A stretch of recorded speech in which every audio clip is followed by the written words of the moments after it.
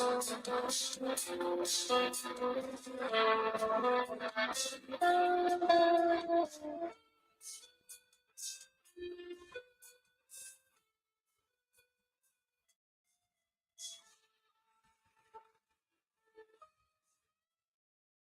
evening, ladies and gentlemen. Welcome back to the Shadow and Sun Show, and welcome back to another Thursday night paint and chill stream.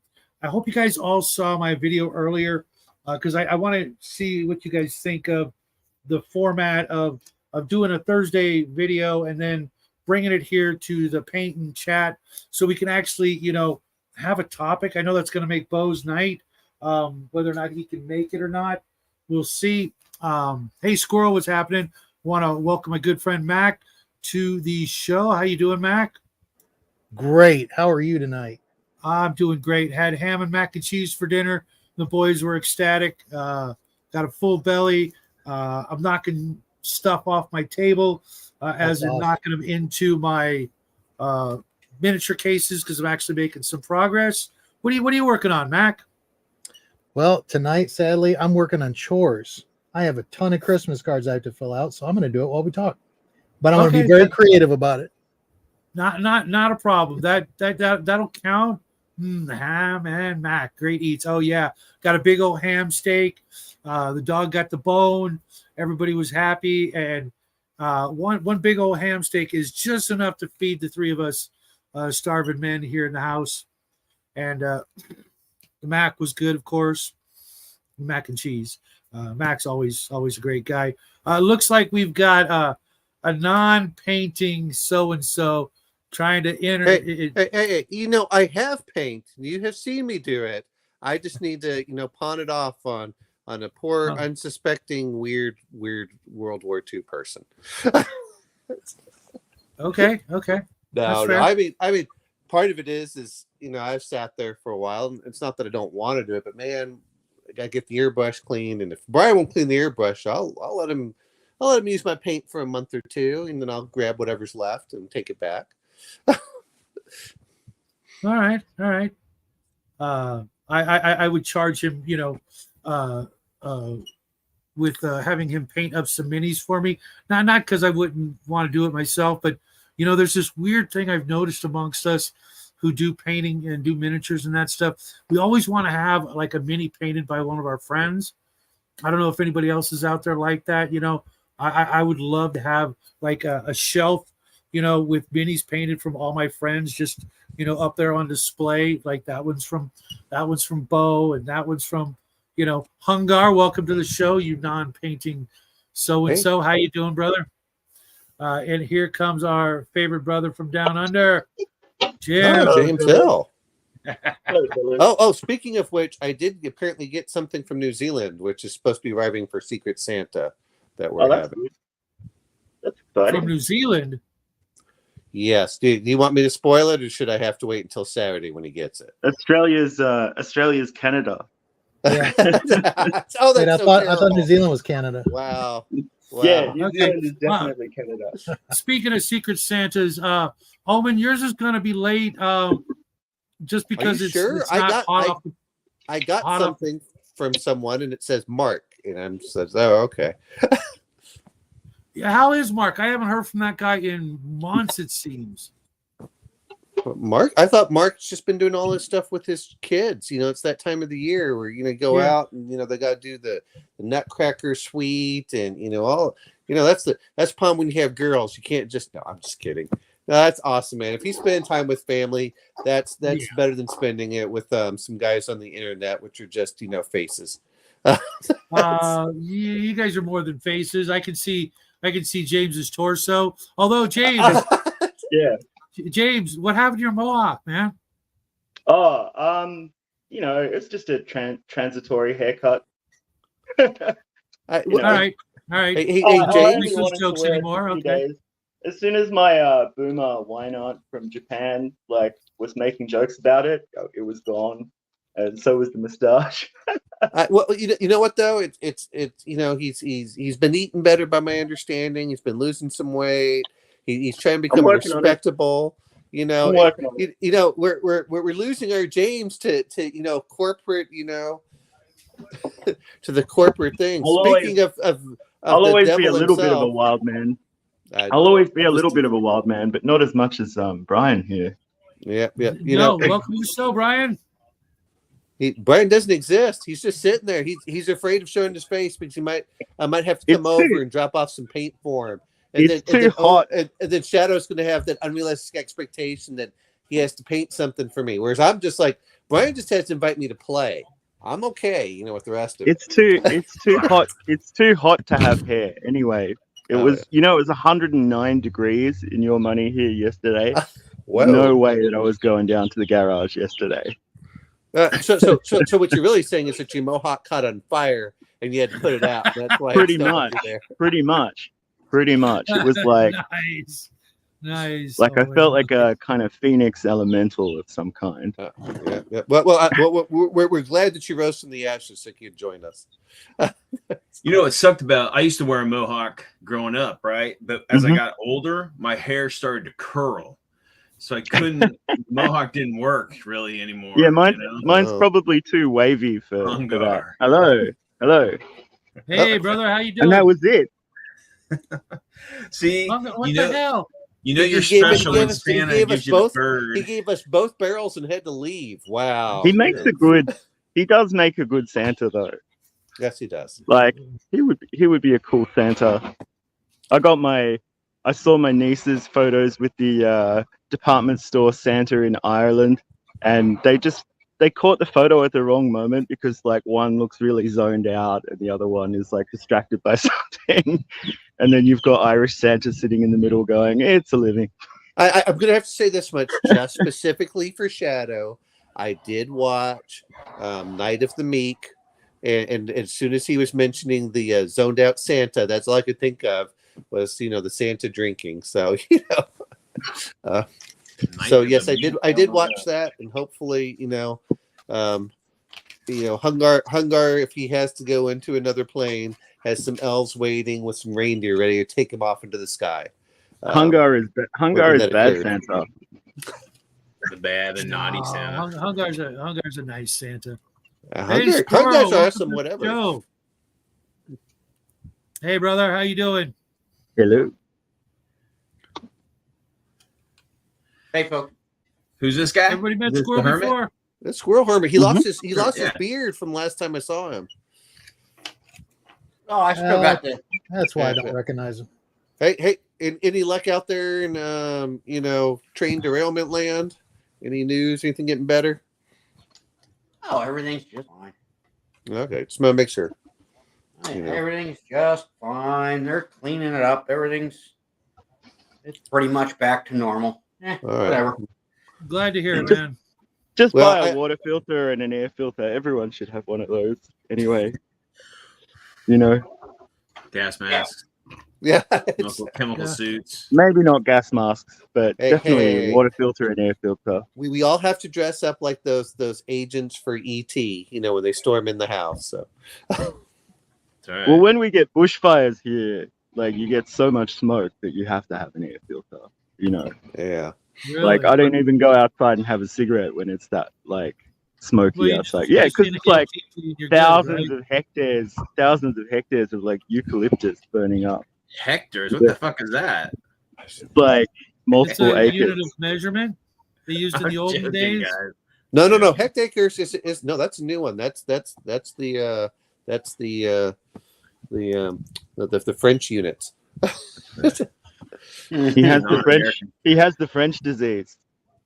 Well, yeah, but that's the metric stuff. No, I have to laugh because over here they'll talk about 6,000 acres burned and blah blah blah. But that's only 10 square miles. One county usually has like 1,000. I'm like, it's not as big as you're making it out to be in certain cases. So what you working on, Squirrel? Squirrel's a smarter man than most. He does 15 mil. I'm just putting together some miniatures I got in the other day when I got home from work. I don't know what they're called. They're some kind of alien dog beast thing or something. Oh, they're pretty cool. If the dog beasts are those like from Riffs? No. Alien dog. Oh, beast. that is interesting. Oh, cool. Hold on, let me make it big. Oh, those are cool. Why, Yeah, why does they're- it look like? Why does it look like a dog reindeer? You know, or something like that.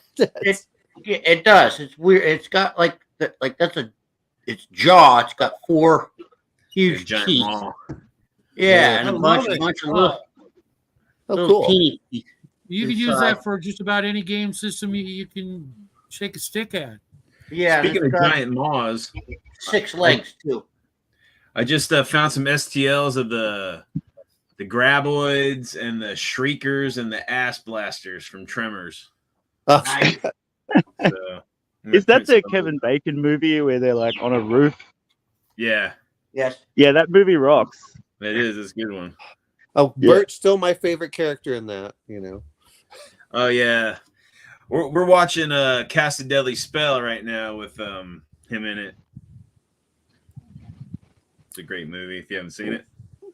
Wasn't it I the have same not. act that used to be on Family Ties? I can't remember. No, I don't think Which so. one was the father for Family Ties? I thought that was the. That was the singer guy from Happy Days. If they Wouldn't it? brought that back, I don't would, think like, it was Michael Bob. J. Fox's Yeah. character No, be no, like? no. That's wrong. Family Ties dad was the same guy that was the gun nut in the movie. That's Alex P. Keaton's father. Yeah. that's Oh, what I so thought. it is. That Bert. is it. That is him. Yeah, That is you might be Bert. thinking of Yeah. that dude from the what was that other show? I'm The thinking one of Who's the Boss. Jason Bateman was in. Yeah, I'm thinking. Enough. Oh, yeah. Would Michael J. Fox's character be like MAGA if they brought the show back? Oh, totally, dude. No He problem. probably Yeah, would have started the Tea Party movement. No, Yeah, no, yeah. no, no. Michael J. Fox would be the complete neocon in there. No, Right, You have okay. to- oh, absolutely. You know, he was in love with Reagan. He would have been disgusted by the Bushites and everybody else. Well, you mean like the rest of us? Yeah, exactly. Yeah, exactly.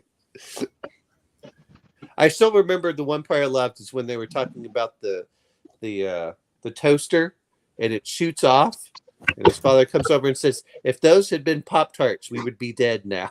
You know.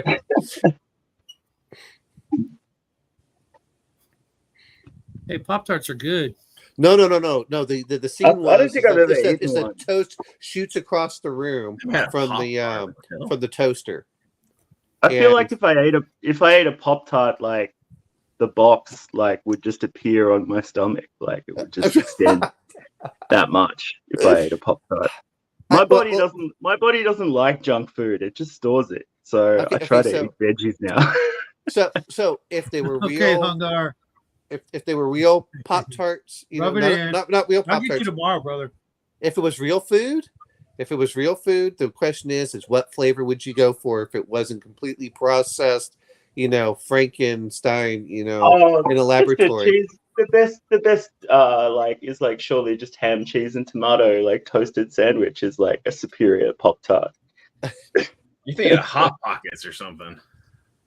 Pop Tarts are the treat. Pop Tarts are like a pastry. They're pastry. meant to I be. wanna Yeah, see they're meant it. to be like I want to see your hot pocket, Brian. Oh, that sounds You got it, so everybody? wrong. well, Mel because bought it me is. a double Bombay gin and tonic. Thank you, baby. Ooh, Ooh. And a pint glass. very nice. Just how I like it. Shit, now I got to get a drink. I'll be right back. I need- gotta get a drink. I need to go over and hand Brian the like I said, ATCG. I need to hand him my Game Air along with my my compressor and the Iwata airbrush and say, Brian, you have 2 months to use as much as you want, and then I'm taking it back. It looks that way, Cal. That's a very good airbrush. Yeah. Yeah, that's what I've got. Still brand new in the box. It's Been a sitting there like 2 .4, years. you know. So You I, should use it. Your I- paints will I- go I- further. I reckon I that would. speed paint in there would go good. Hey, Dirty Basement Terrain. Long time no see, man. You know, I got in some trouble because leaving a comment on your channel right after I first met you, I mentioned that I guess I worded it wrong, but I said it how I met you through Dungeon Minister and subs, etc. And YouTube did not like the way I worded it, and they banned me from leaving comments for a 24-hour period. The fuck?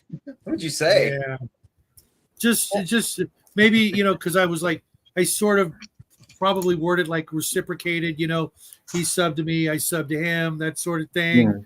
And God help us. Well, they probably thought you were Normally- normally each other. Normally, I rail against the lizard people, but today I'm leaving a comment in thanks for bringing me to your channel. I appreciate that. Yeah, it's no big deal. I just held my tongue for a day, and it was fine.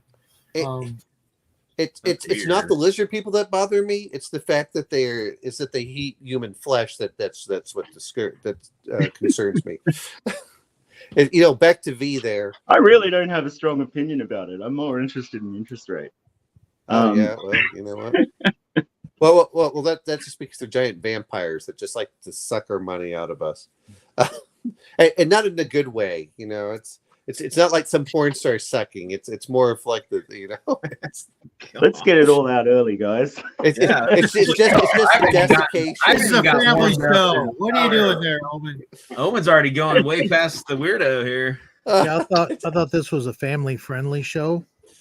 It was once upon a time. Where do you think families come from, Max? That's true. Very good. Very good. As my father used to say, it's not just for peeing out of, James. You're going to have to use that thing at some point. So, hold on a second. Omen will get a kick out of this. Let me steal the screen here for a second. I'm working on some lizard man archers, or excuse me, snake. Oh, see, I Archer. always love that. And I'm glad that you got all the They colors look in there. awesome. I just wish that you had a slightly better lighting where you are. That's a Because really lighting good is paint kind job. of- yeah. Thank you. That's a really good paint job. Hey, Got a is lot that of a work to do 35 still. millimeter? These You are, could, I think, You could bust the colors up like one level more, and it would look like museum level, dude. Like you're doing well there. and Like, then I get Oh, this out. yeah. oh There we wow, where did go. this come from? Where did you get Shadows these? of Brimstone.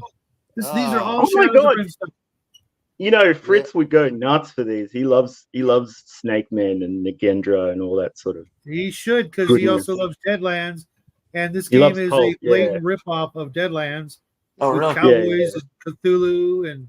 Wow, I need this in my life. I need this. Whatever this is, like, just send me a link and I'll buy it. So Shadow, There's a lot of it. here's my question. If you have anything, do you have a natural light, where it's bright enough that we can see the true, glory of colors that it is? No, I got crap light. I'm working on that. That's one of my goals for the holidays. Oops, I almost kicked myself out of my own show there. Ooh, got to be more careful. No, it's all Shadows of Brimstone stuff. It's all available out there. My lights, I've got like 2 different lights. I've got this like split sort of corner lamp that we've been using since day one. But finding actual good light bulbs for it has just been a chore. So I'm going to install some lighting up here with a bunch of. I got this set of. It's like a set of strip lights, like they're really thin LEDs on like literally like a tape that's wired together, and it's got this little AI sort of thing that will change the colors, and I could do a dance party like our friend Amy. No, I mean, they're all from Flying Frog Productions or Shadows of Brimstone. Everything I've done almost all year, at least since July. So yeah, about half the year has been Shadows of They look Brimstone. awesome. I still Like, have there are one. so many things that I could use that for, that Voltra. I mean, I just got a Roman Voltra the other day, which I was very pleased with, but I could certainly stand having a Lizard Man one in my life. Yeah. So Yeah. I was threatening my friend who came home and then turned around and flew back to Greece, that we would go raid his house in Houston, set up like 6 of us, and we could each paint, do an assembly line, miniature painting while he's gone for his for a couple of his games, of which Those were he the has days over. when you used to do that, like with people, like that's when we used to smash out our like cheap like Warhammer what came with the paint set back in the day together as school kids. Like, Yep. that's the I think we need to bring that back. I mean, we've got a virtual form of that, but it'd be great to have some sit down paint sessions with people. Have a party. You just set it up, and you have like each one as a paint station. I'll be lazy. I'll just use the airbrush for the the base coat, and then go to the next person, and they can go, and we'll let the last person have to do like the base itself, and yeah. Count me out. What do you mean count you out? Fuck that. I don't paint other people's shit, man. I don't do It that could be anymore. it could be your stuff too, Brian. You just have to put it in the queue. We just go in the queue and Yeah, I'm telling you, when I get to Texas,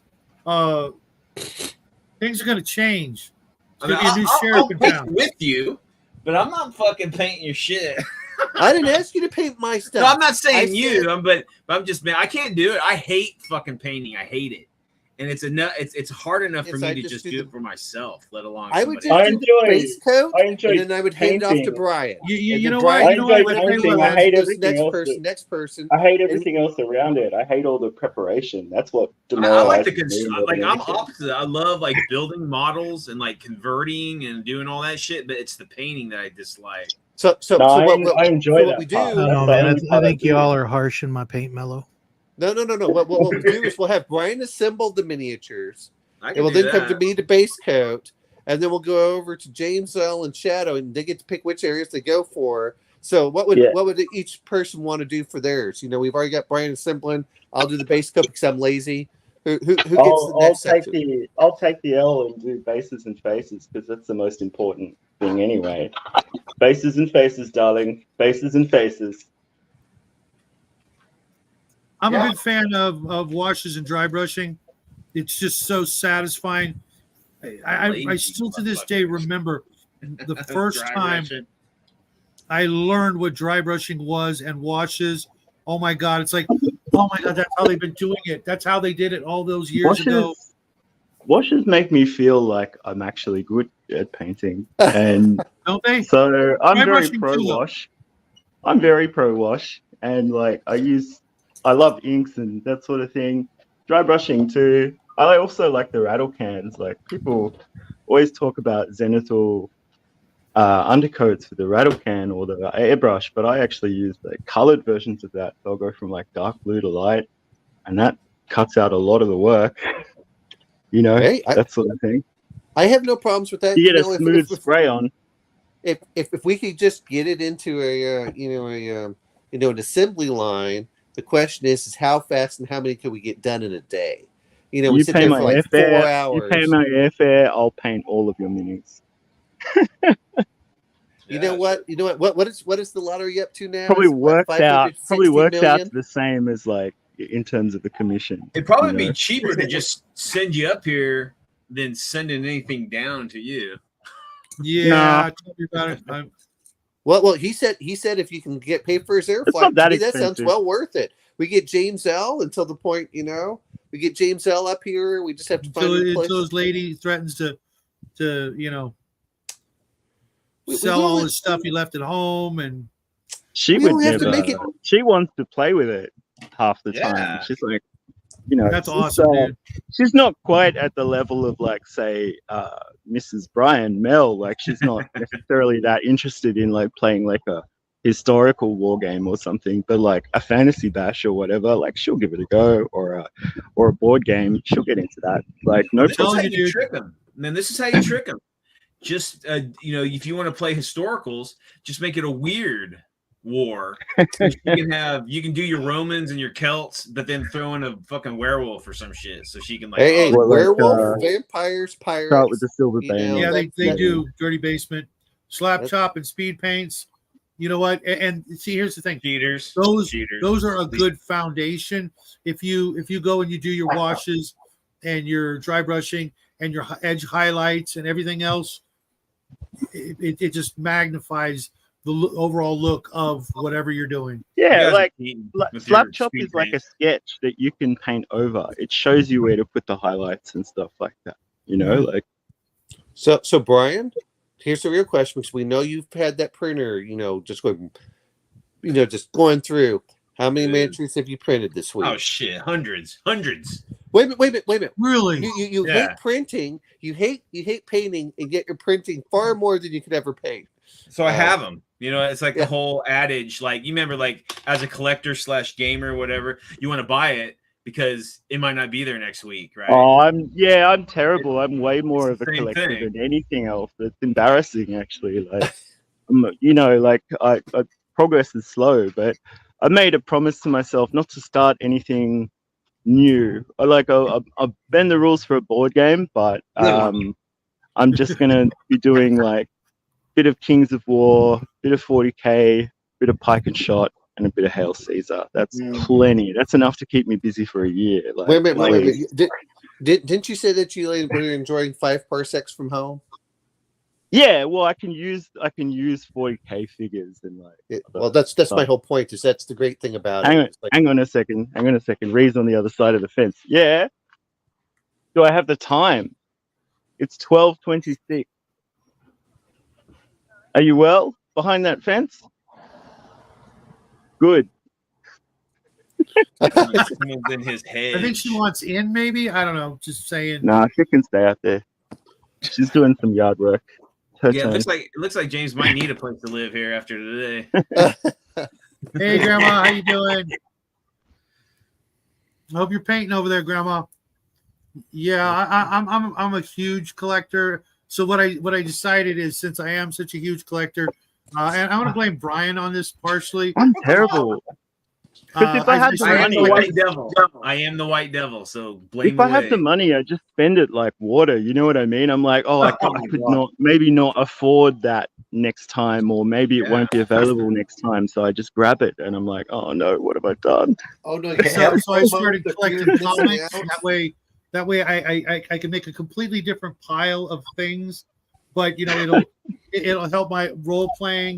Giving me ideas and things like that. Yeah, try and find things that have dual use. That's always a good thing. Things that can be used for more than one game. And if worse comes to worse, I can roll them up and smack the dog or the boys, when they get out of line. I always find it funny. Brian says, and how much he hates painting, and yet we see him paint all these things. He puts off more minis. I'm like, they're STLs. They're not going to go away. And you say that. That's a good work ethic. I like that. But like the Trove that disappeared. You never thought that would be. You never thought that would go away, but that whole. I thought the Trove would go away. It just surprised me to go, oh, there's an elephant. It's an elephant. Do you have any woozles to go with it? Ooh. And pennies. The greatest miniature base of all time. Yeah. Take that, Lincoln. Lovely. Omen, painting is a habit. Like, if you don't do it regularly, I know. you just become like me, and you just buy things and then feel bad. Hey, James, you assume that I don't. I have so many miniatures in my spare bedroom that I have. It's a shame. It's shame, but I have that door closed, so I don't feel so bad about it. And yet, you have an airbrush. You could be whipping through. I think those that's an honest to God neurosis. Yeah. I have an airbrush. I have done some of it, but like Brian says, is I want to actually do it. And to be fair, I was looking at the feeling bad about it is the Tontor from Conquest Miniatures, where they have the giant Brachius or Diplodocus thing. I was like, man, that looks so cool. That would be a real. Then I went, what the hell am I going to do with it? I'm going to put it out, and so I can look at it, and I have to game. I have to play stuff, and I'd rather. That's what I don't do. I don't buy shit to put on my shelf. I don't do that. The only shit I buy is like to play with. You know what I mean? Because I intend to build models when I was younger. All of my stuff. I want to game with all of my stuff, but I need to like make some friends or something. Something to discuss in my voice. Like, make some friends. Doesn't happen anymore. They're all like busy with wives and kids, and They're bastard children. No, Goddamn adult bullshit. I joke about it as I say, you know what, son, we're going to go out to the farm and guess who's going to be digging some more holes this weekend. Yeah. Actually, I found a secondary market for my miniatures. My boys got a regular D&D game semi-regularly with a group of up to 8 other kids. They come over and like, you need any miniatures? What are you guys doing? You know, I'll talk to the DM of the evenings. Like, what do you need? You need wolves? You need an owlbear? What do you need? Let me know. I'll go grab them. And they're loving it. So, it's like helping out the local hoodlums to play some D&D, even if it is 5e. You're doing a soft manipulation of their game. You only offer them certain monsters because you want to see them squirm. It's like, oh, here's an owlbear, here's a naga, here's a rakshasha, here's a, I don't have any goblins. I don't have any kobolds. I have only this. Yeah, owlbears are scary, but they're good eating. Here's a bullet. Kudos to you, Brian. You actually watched my video today. I like that. I did. I watched it. I watched it. I don't even know half the game you're talking about half the time when I watched it. I watched most of it. I was even sitting there ticking off. Yeah, Ramirez. Yep, fought them. Yep, fought that too. Yep, been trapped in the canyon. Yep. I'm going to mention that the one part there is back in the 1990s when Games Workshop, maybe before it went public, when they used to create, which was my favorite, when they actually used to create monsters that you could throw in, so I bought the giant spider, the giant scorpion, which to me was the cool stuff you could do, and now they've gotten away from all that. Maybe that's what we need to do, Brian. Omen, is bring back the 90s, like force every GW employee to get an undercut and some Dr. Martens boots and just see how it affects the product. Thank you, Grandma. I think I'm gonna go take my docs out of the closet. Bring back that friendly, brightly colored nostalgia that like welcomed you in with like a mixture of like seriousness and satire. Well, see the problem I have is I'm already wearing my flannel. Well, they all want to play these giant armies, but honestly, I'm happy with 6 to 8 of each type of miniature. If I'm going to play a bigger war game, I really enjoyed the old Adeptus Titanicus. Don't get me wrong, the miniatures have gotten so much better, but I just like the ability of more stuff with snap-on. I take stuff off, I put it on. I see a retirement for you in the world of Hex Encounter, and that's no bad thing at all, Omen. Because those games are very detailed and like rich. Like, instead of this, and they're at a proper scale as well. They're like at a real, kind of divisional level, which I know you like. And I know a big factor for you is speed and simplicity. And you know what? That's. How do I want to put this? It can take a long time. Some of them can be very lengthy, but you just set it up and play it over a month. well, see, part of it comes down to a couple of things. One is limited time. Don't get me wrong. When we were kids, and I joke with Brian, but Brian has a wife, and she would like to have a kitchen table probably every so often. Sure. Why? You don't need a kitchen table to eat microwave burritos. Eating on the roof just isn't the same. Hey, you know what? It's if I ever get if I can ever build the house that I dream of, I have specifically set the entire living room as a game room. It's be the typical bachelor pad, except I'm actually going to have like high quality cooking utensils, so you guys don't starve and have to eat that crappy pizza. It's going to be like, look, guys, today's brisket. I'm rather nostalgic about that crappy pizza we used to eat. No, I'm sorry. I'm not. You mean the frozen stuff? There's a Lynx body spray for it now, so you can enjoy it anytime. There's a table right at the entryway with a bunch of deodorants. Yeah. Choose your deodorants, gentlemen, and then enter. No, it's the but no, I mean, for me, look, food is one of the it's like communion for it's that everyone gets together, we all eat. That's like, I have to look. set limits on the play area, otherwise the collection will get out of control as well. Like the other day, Rhea was like, if you have someone over the game, you can use the kitchen table and extend it or whatever, because it's much more comfortable up here than the garage. I was like, you don't know what you're starting. Don't agree to that. Actually, those food tables where they had the leaves that go on top, that to me would be the most awesome thing to have. Of course, I don't have room in my apartment, but if I had a house, Just I big actually bits would. of AstroTurf would be nice. Well, at that point I'm like, look, if we have to close up the game, if we leave it as it is, it doesn't interfere. We use the table normally, and then when you come back over, we'll pop the table off, and boom, everything's already I was set just up. like, I want to keep things good between us, so you didn't just offer that to me because it's going to get out of hand. Trust me. No.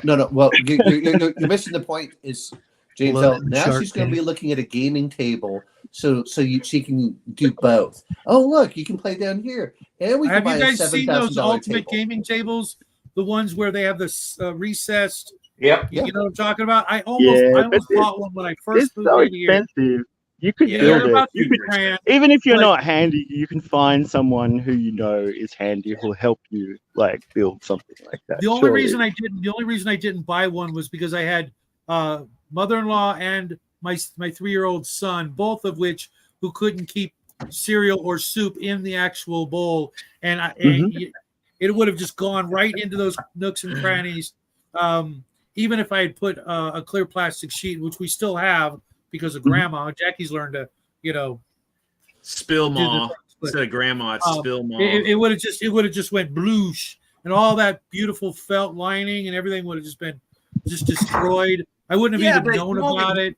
You won't see I'd that open it because up you'll and have there'd be terrain there'd on be, top of it. You'll have maps on top of it. You won't even see that felt. It won't In matter. Australia, when we serve soup, we place each soup bowl on the blade of the fan, and then we switch the fan on, and just where it lands is like Open where your you mouth. eat it. Right. Well, the cool thing, like I said about these tables, is that they had a recessed area, and you'd pull out these planks for the top of the table, so you could just leave your game right as it was, put the planks down, cover it with a whatever, and next week come back and everything's right back where it was, whether it was an RPG, dungeon crawl, war game, whatever you were playing, it would all just be right there where you left it. So I'm going to I'll mention have to wait till I get to Texas. So when I was in Germany as a little kid, 7 years old, they used to have 4 apartment buildings with families with kids, and so there were like 60 or 80 kids on each block. Okay. Which gymnasium did you go to? This was we were all Americans because we won the war. And you went to the Amerikanische Gymnasium on that. The gymnasium, the gymnasium is for that's more of like the community college level. No, we're all. I was 7. I wasn't that bright, and so then we went around, and what we would do is they had a giant, playground in the middle, and of course it was all sand. And so and then they also had a normal sandbox. I would go over and probably take an area 20 by 20 feet. And we would use marbles as monsters and player characters. And we would literally carve out the dungeon that way as we were playing. Yep. Yeah, So we go from room to Sounds like a room from blast, there. woman. So that was, that that sounds good. I like that. And we all had marbles. We all love marbles, and depending whether it's cat's eye or speckled or BBs or whatever they were there, that all determined the type of monster. And then we Plastic cowboys and Indians. Yeah. So Don't forget the plastic cowboys and Indians. So all these people talking about dungeon crawls. I hate dungeon crawls. I said, well, I understand that, but man, it was so easy because I didn't have to buy terrain. Guess what? If I wanted a new room, I just dug out a room. So you're suggesting a sand crawl. Oh, there yeah. you go. Sand crawl. Yeah. Right. Yeah, I always like the idea of like someone making like a fridge magnet dungeon. Oh, cool. There. What type of dinosaur do we have there, Shadow?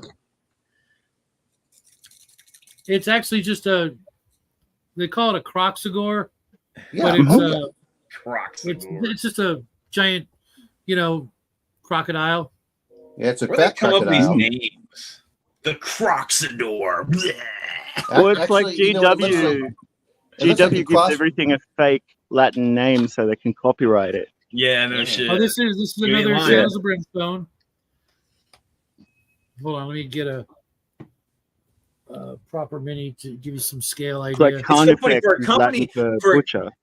For a company who has stolen so many ideas from so many Those different conquistadors look IPs sick. that they're so like doggedly like protecting their own from the actions. Well, that yeah, they I mean, did to so the many funny other- thing is, like, all GW lore is really just a mood board of like other stuff, right? Like, yeah, It kind of the fantasy stuff, yeah. The Yeah. Warhammer all of fantasy, it, even the which is- space. Oh, the marine, 40K is complete, stolen from Totally. everywhere. Yeah, Oh, it's well, like, yeah. No, I was going to say the fantasy game is just reskinned Earth. I have no problem with Whereas- that because I always Yeah. paint their models like my way and like Oh, and James, bend the I'm pretty lore and certain. stuff anyway. Hold Yeah. on. Let me check something because I want to show you something real quick. Can't believe Shadow painted a conquistador. This is the beginning of the end. Next year he'll be Yeah. like doing 100 Hey, Years hey, hey. War or something like that. Like, Hey, this is the the conquistadors house were the full of good knights. guys in Mexico, okay? The conquistadors were the good guys in Oh, Mexico. it's not a political thing. It's just like the historical influence. Oh, is cool. growing. Hold on. Let me do this Ooh. thing. Mm. Serpent Kings. So, Okay, Valley of the Serpent Kings is a standalone, more or less expansion for Shadows of Brimstone, but it's all conquistadors against snake people, carnivorous plants, the giant serpent that I showed you, some other things, some undead. Have you played that conquistadors. yet? Have you played What? the game? yet? Amazing. Oh God, yeah. Oh, okay. And I'm I'm pretty gonna- sure. Okay, That's awesome. James, this is a smaller version of Shadows of Brimstone, Mhm. but all you have are conquistadors. You don't have the cowboys, but Yeah. so it's like a cheaper buy-in instead of like here in the States it'd be like 110. I think this is like 50 or 60. So I'll send you a link to it. But Yeah. Curious wonderful about it. players, game time. Tell me 90. what main starter set to pair it with as well, in case I really like it, because I will Oh, shell out well, for it. that's a guarantee. But like I said, Just you say can, no. if you're not into the Wild West, they've got that one. They've also got a Viking one, and then they've got the regular larger box sets that are massive. See, I love historical gaming, but I'm not so like uptight about it that I'm against like working it into fantasy stuff and sci-fi stuff and pulp stuff. I mean, it's all there. All the colors are there for you to choose from. It's like why I don't get hung up on GW being like total bowerbirds and like putting different things together, because that's what creativity is. It's like combining divergent ideas, right? So I'm really excited. I'm just excited that you painted a conquistador. Like, I painted 8. oh, cool. Awesome. That guy looks sick. And because I got the Kickstarter, I got like the male and female versions of each one. There's 4 basic different types of conquistador and explorer. There's a female duelist, conquistadors. There's your fucking wokeness, dude. and I you want to actually- talk I'm about gonna bring something up. I know. It's subtle. But, I'm gonna bring Uh, something up. I don't care. She has boobs. Well, I it's watched, hard to see him because of the armor. Although, hold on, this is the only one that doesn't have the full chest plate, which I find ridiculous. But whatever. As you know, Yeah, You got- you know what? I laugh about it, but that you looks really good, Metal Shadow. portrait. That's really good painting. thank That's you. really good I mean, painting. I've been really, thanks to you guys and Mini Warmut, I've really been trying to, Oh, don't give that guy any fucking credit because he'll no, run. no, man. He'll never live it down. I would have just banged this stuff out. But instead I was like, you know what? I'm going to do the best job I can do. And not worry about it. Normally I would have banged this stuff out a lot faster, but I'm like, you know what? Next year I got 500 minis coming from one company, Jeez. 30s and 40s coming from other places. And I'm like, you know what? I'm going to do these to the best of my ability, not go too overboard with, crap tons of edge highlighting, just make them, for the most part, use some bright colors. Although the Conquistadors and the Vikings that I'm working on, they're actually going to be like really grungy because, they've been in a swamp or in the freaking icy tundra, exploring. They're not going to be all pristine, like they show on the box where like they just walked onto the ship, they're all, sparkly clean, The conquistadors were never clean, ever. Oh, the conquistadors were pretty clean Ever. on the ship. It's once they got off. No, it's right. Hacking through, miles of jungle to get to the Snake Man temple. They're going to look and smell gross, so I don't mind them being a little grungy. And I just accomplished that, which is on the topic of soft tone wash conquistadors on and everything. cultists, And it's all you've good. got to watch. You've got to watch Sharp. You have to watch Sharp because there is an yeah. episode with a conquistador cult that has kept going for hundreds of years. Like, Yep. it's pretty wild. Graham That is trying to show salvage really the kobolds. went different sometimes. It's not hoarding; it's collecting. You know what? I've used almost every miniature I have. At least Shadows of Brimstone. All my other stuff, who knows? And the boys are gonna, every night they play. They grab different things, and I You don't can't have wait to to justify it. Just whatever makes you happy, do it. Shit. Oh no! It letting them. They came out too dark. Sorry, Grandma.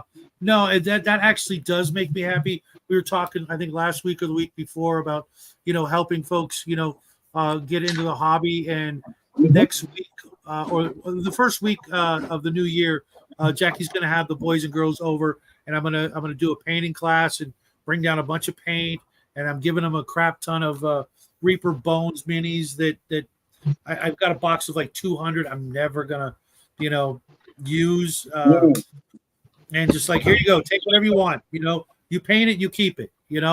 And teach them, the basics. And watch their game. You have to champion the hobby. You have to, if you really want people to get into a particular game, you got to really make it happen for people, at least so they can get interested. Yep. And I don't have a problem with helping them out and encouraging them. And you got to push the hobby. Like I said a bunch of times, I don't even care that it's 5e. Don't care, as long as you guys are playing and I can hear. I never understood the uptightness about 5e. It's just a simple D&D game. It's like this. Fine. James. When 5e is like the emo of the D&D world. Yeah, that's probably why. It's more to do with the presentation. It's more to do with the presentation and the attracted audience than anything else. The game itself is perfectly workable. Well, I'm gonna be honest with you.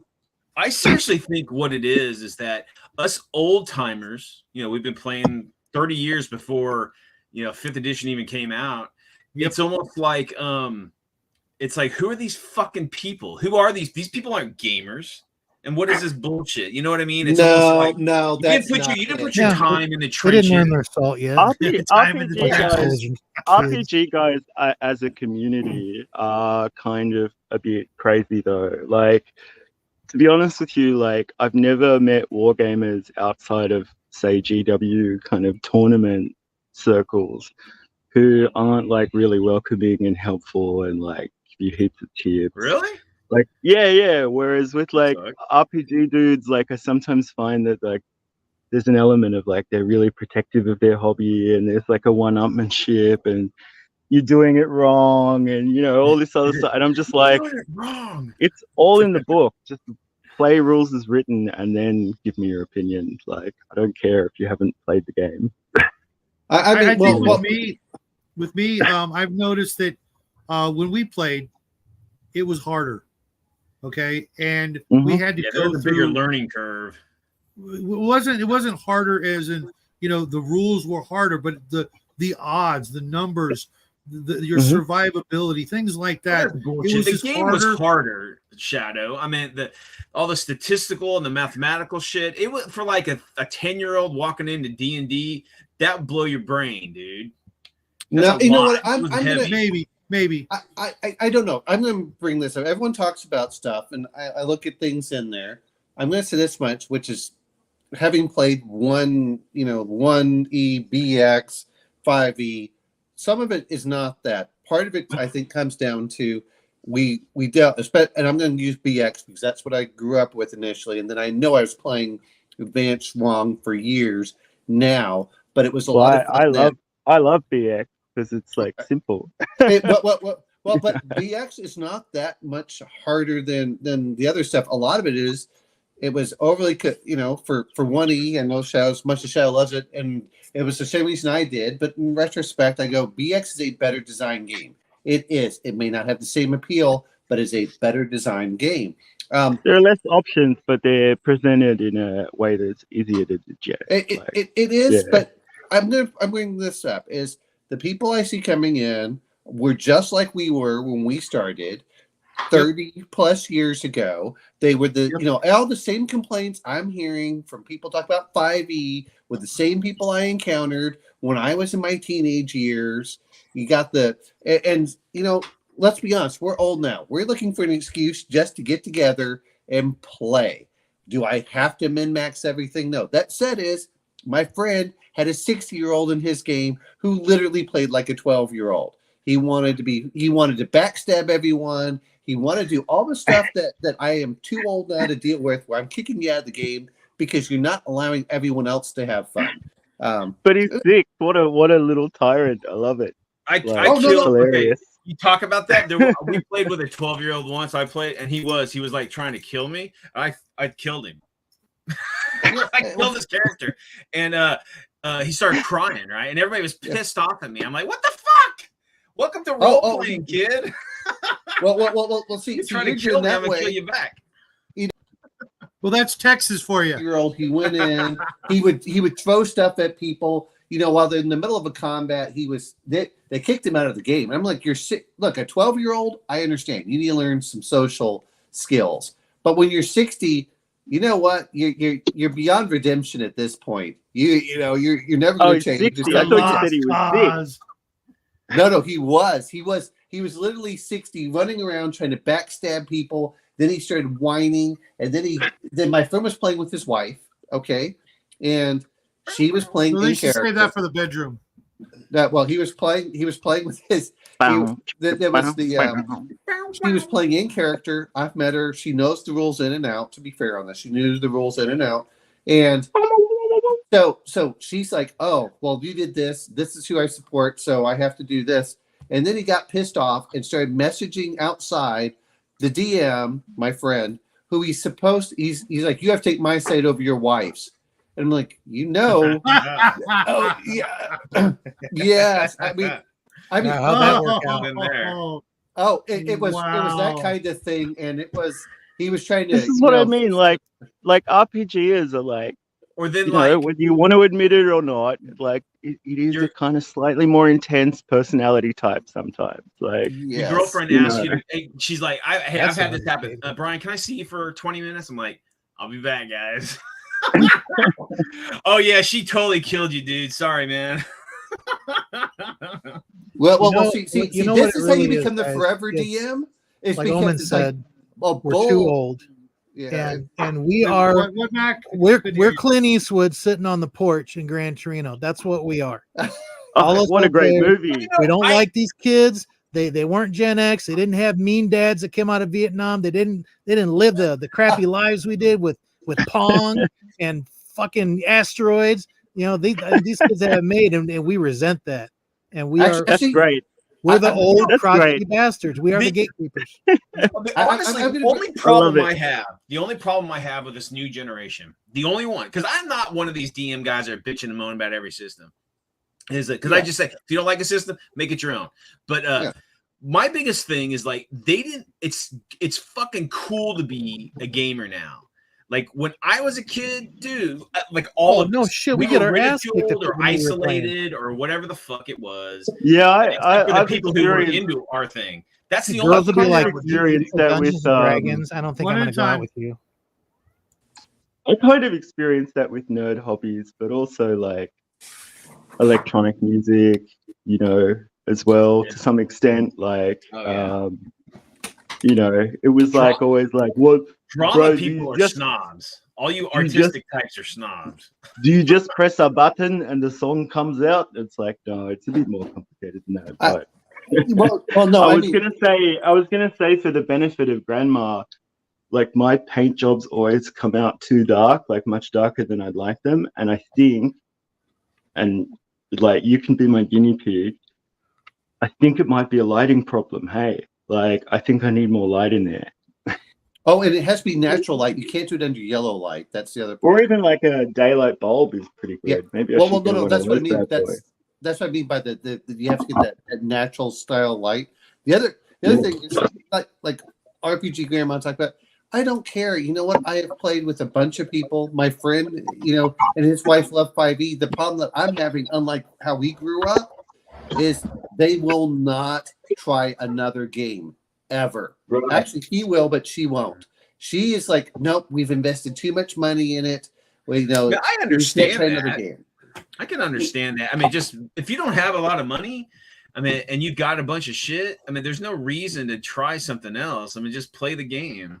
I mean, we have I the can opposite understand problem. We have the opposite problem where we never really settle on a system, and we're always trying new things and going on about the next like big rule set that's gonna like revolutionize technology. So Hey. That's Hey, just a look. trap. I like all the new stuff. There are certain systems I don't like. GURPS. But okay. You know you're going to No. pay for that Friday, right? I don't It's like- care. I always make fun of Bo whenever he does it. It's not the game system that bothers me nearly as much as it's the character creation. The But you've character already creation is not created it. fun. It's already done. You're already done with it. It's not fun. That's the problem. Is you gotta do this. I'm sorry. At a certain point, you gotta learn to streamline the rules. We can just play instead of trying to add another 400 skills. You know, so you can underwater basket. Yeah, I gotta agree with Omen, man. I played GURPS once in my life. Once. That's it. Once. It's you know. You know what? I don't mind. The only thing I don't mind, I'm not a fan of when it comes to point buy systems is that I no matter what happens, I end up with a character that is less skilled and less talented than I am. And I'm not saying I got like all 18s and I know every skill, but you know, as an average non-adventuring, you know, schmo, you know, if it's going to take me 2 hours to come up with a character that's going to be essentially just like any character from any other game, you know, without all of the, you know, absolute fine tuning. I want to have this skill and that skill, you know. No, if we're going to play a point buy system, let's play a superhero game or something where I'm going to start out as someone like, you know, powerful, someone who's been around the world, done all kinds of crap. Don't throw me back in a farm boy freaking skin suit and say, okay, you've made your ideal character. No, I haven't. My ideal character is going to start out at like 10th level and have a bunch of crap and a bunch of skills and powers and all this crap. Impress me. Don't just, you know. Well, it sounds like you're of the mindset. My ass, Like, tell me this is the greatest game ever. If it was the greatest game ever, I would be starting off as some badass superhero and then get my ass handed to me in the first game. Real quick, Emma Rios, I do not know who you are.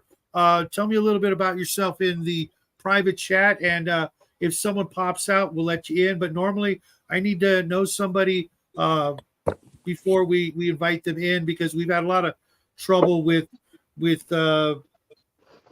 what do we call them? Trolls, weirdos, malcontents. So I'm going to bring this up, which is I want degenerate. It's you know, as much as Shadow talks about this, I'm going to bring this up. I'm getting tired of everyone playing 18-year-old snot-nosed kids that don't know anything. But Right. the same point is, this is why I come back to skills point systems. I don't mind you having I some never skills. evolved past that. Well, no, I don't mind you having some skills, but this is where I want learn to cut down your skills a lot into to something that's meaningful in the game. That the problem that I have, I'll mention Palladium here. You don't need 400 skills. It doesn't make the game any better or any more interesting. It makes you feel like your character's somewhat incompetent rather than just simply saying, you know what? And this is one of the reasons I like some of the old Star Frontiers and stuff. I have electronics. What does that include? Communications, this, that, this. And I'm like, I just want big, broad skills. I don't need everything to be super detailed, which is why Yeah. I got Don't granulize it down to. But I mean, You know- that's very general. If you say electronics doesn't It's just because you know intended how to to be wire general. a board, like a computer board, doesn't mean you know how to use a transceiver and all that shit. Yeah, But but it's we're intended to talking be about that way. adventurers, people who need to be, well-rounded. I think it's okay to generalize to get on with the action as opposed to the minutia. I really don't need to know exactly, what I like to create. wilderness survival. Yeah, it is a perfect example. Wilderness survival. Okay, I've been studying that sort of thing my whole life. Okay, I have never been to Arctic tundra, but you know what? My desert survival skills will carry over. I know how to keep warm. I know how to keep cool. Okay, I may not know how to skin a polar bear. Okay, but I can figure Yeah, that's it usually the other way around. out. Right. But you don't know how to keep warm in an Arctic having to have, environment. I only have wilderness survival in the big city or the desert or the forest. That's not how we learn that skill. Usually when we learn wilderness survival through prepping and whatnot, it's pretty broad. Personally, I'm adapted to discos, opium dens. Yeah, hey, that takes a skill to survive that shit. That's for I sure. know, right? I mean, I don't know why we haven't crossed paths there. The opium den. Those are pretty dark places for the most part. So you may have. and that all Realize comes it. under carousing or streetwise. Dark Okay. and delicious. But see, that's what I mean by broad skills for that. If it really comes down to say, hey, you're unfamiliar, then you get a penalty in that one aspect. But I'm sorry, I don't need to know. Well, I have computer programming. Which skill do you have? Well, I have Pascal. Well, that doesn't work because this is in C or this is JavaScript. I'm like, look, that doesn't make a better game. I just want to. Computer programming or hacking would surely be a skill in like. Well, but I just put computers. Guess what? I do all sorts of the computers. I don't need to have it up to the point of. Well, when Doctor Who lands on like some alien ship, like he always knows how to use the controls. Like he just sticks his fingers in the gel and starts like moving them around. Like he's familiar with every interface. But like whatever. That's lazy though. It's lazy. Welcome to the show, El. But no, I mean it's the that's what I wanted, and I know what Shadow's talking about is that was one thing that always frustrated me when I was starting up as a kid. What do you mean I can't do this? Well, if you don't have a skill, then you can't do it. Rather than saying, guess what? You have a competent basic level skill. This is meant to be that you have a super specialized skill. And that was the problem that I had with, to be fair, this is the problem I had with first edition Dungeons and Dragons. Why don't I have 20 or 30 skills? Whereas in the BX, it's like, you know what? Roll versus your stat. That's what it is. And we'll determine how hard What it is is. BX real quick? That would be a default go-to. Just roll versus stat if you need something. What's BX mean, guys? Basic Basic expert. Like, it's like the second edition of like the entry level D&D. I really like it. BX?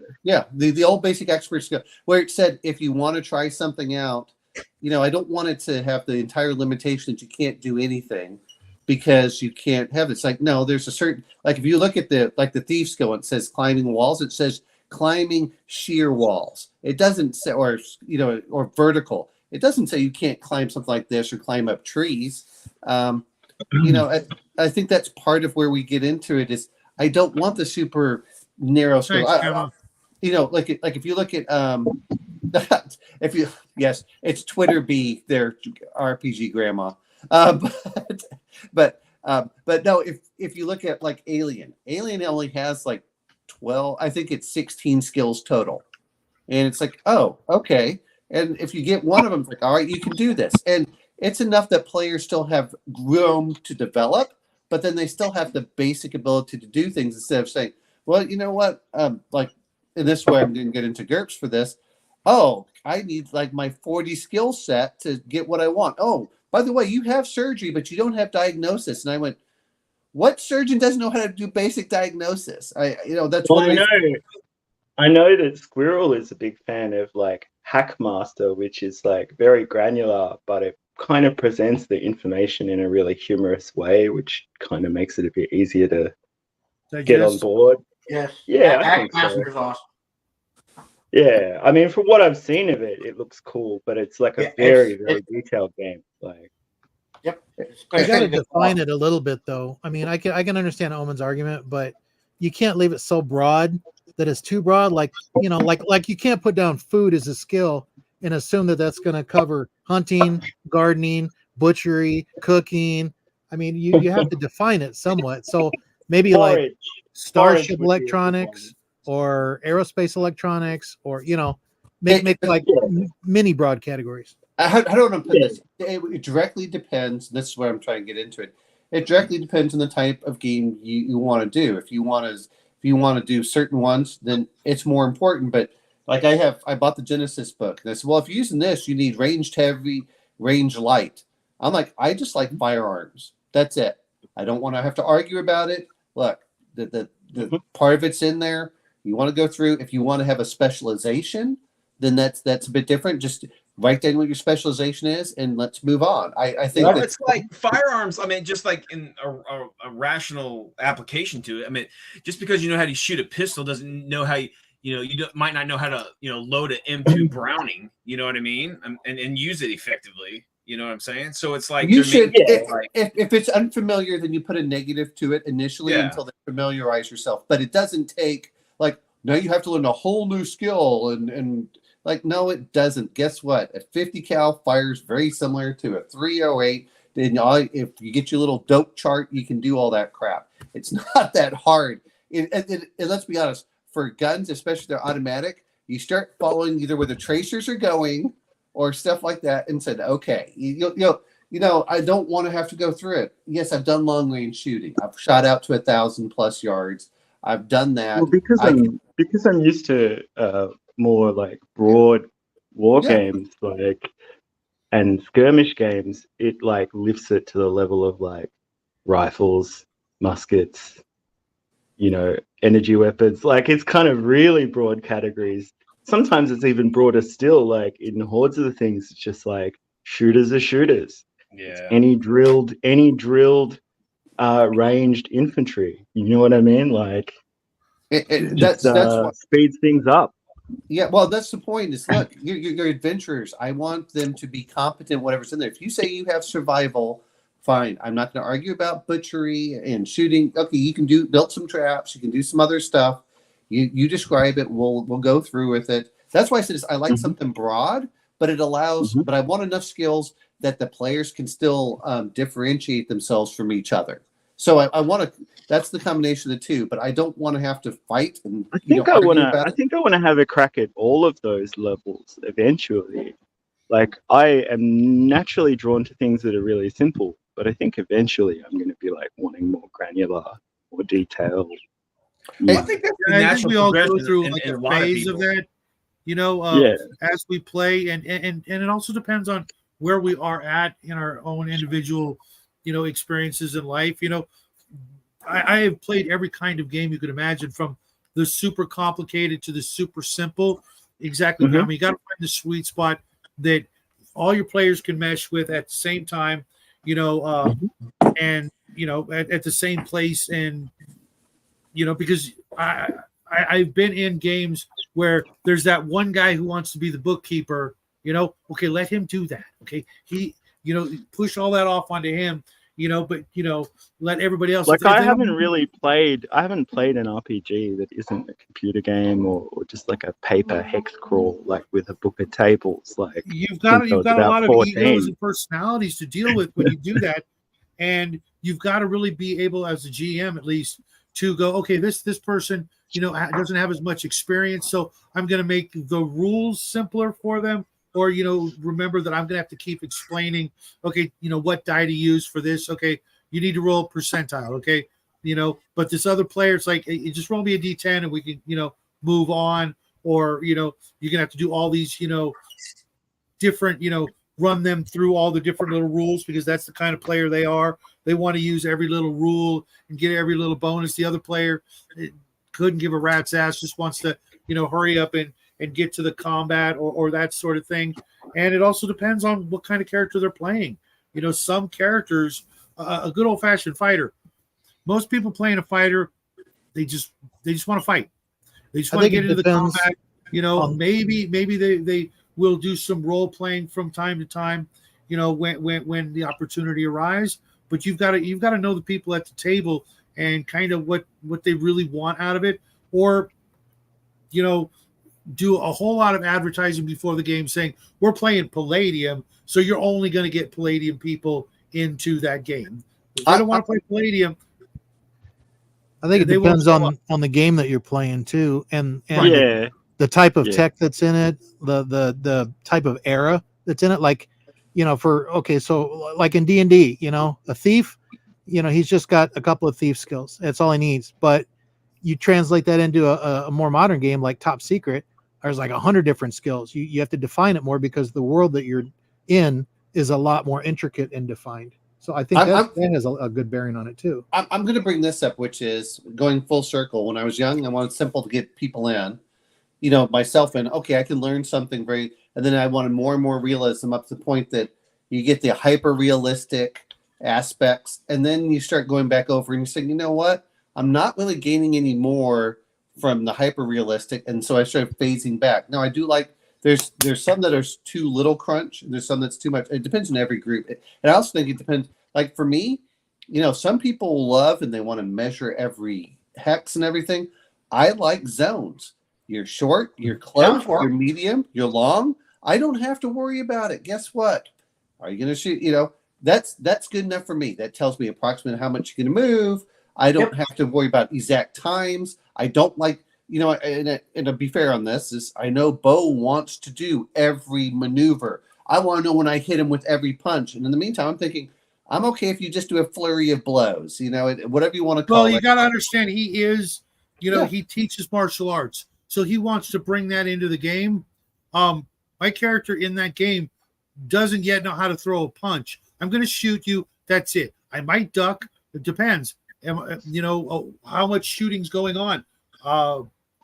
What I'm trying to say is, I'm probably going to get dead, so I don't get into knife fights. Well, no, I'm saying, that's not what I'm referring to. Is I'm literally saying is at a certain point you're starting to play a card game of guess what they're going to do, and it's like, oh, well, you do this counter, I do this counter, I do this counter, I do this, and I said, you know what? Do I hit or not? Let's move on, and we can describe it as we go. And I'm just saying there's a different level of what the expectations are between players and things like that. It's not that people can't fight. No offense. If you're a fighter, you better know how to go hand to hand. But that's the problem. All too often, like, well, you don't know how to fight.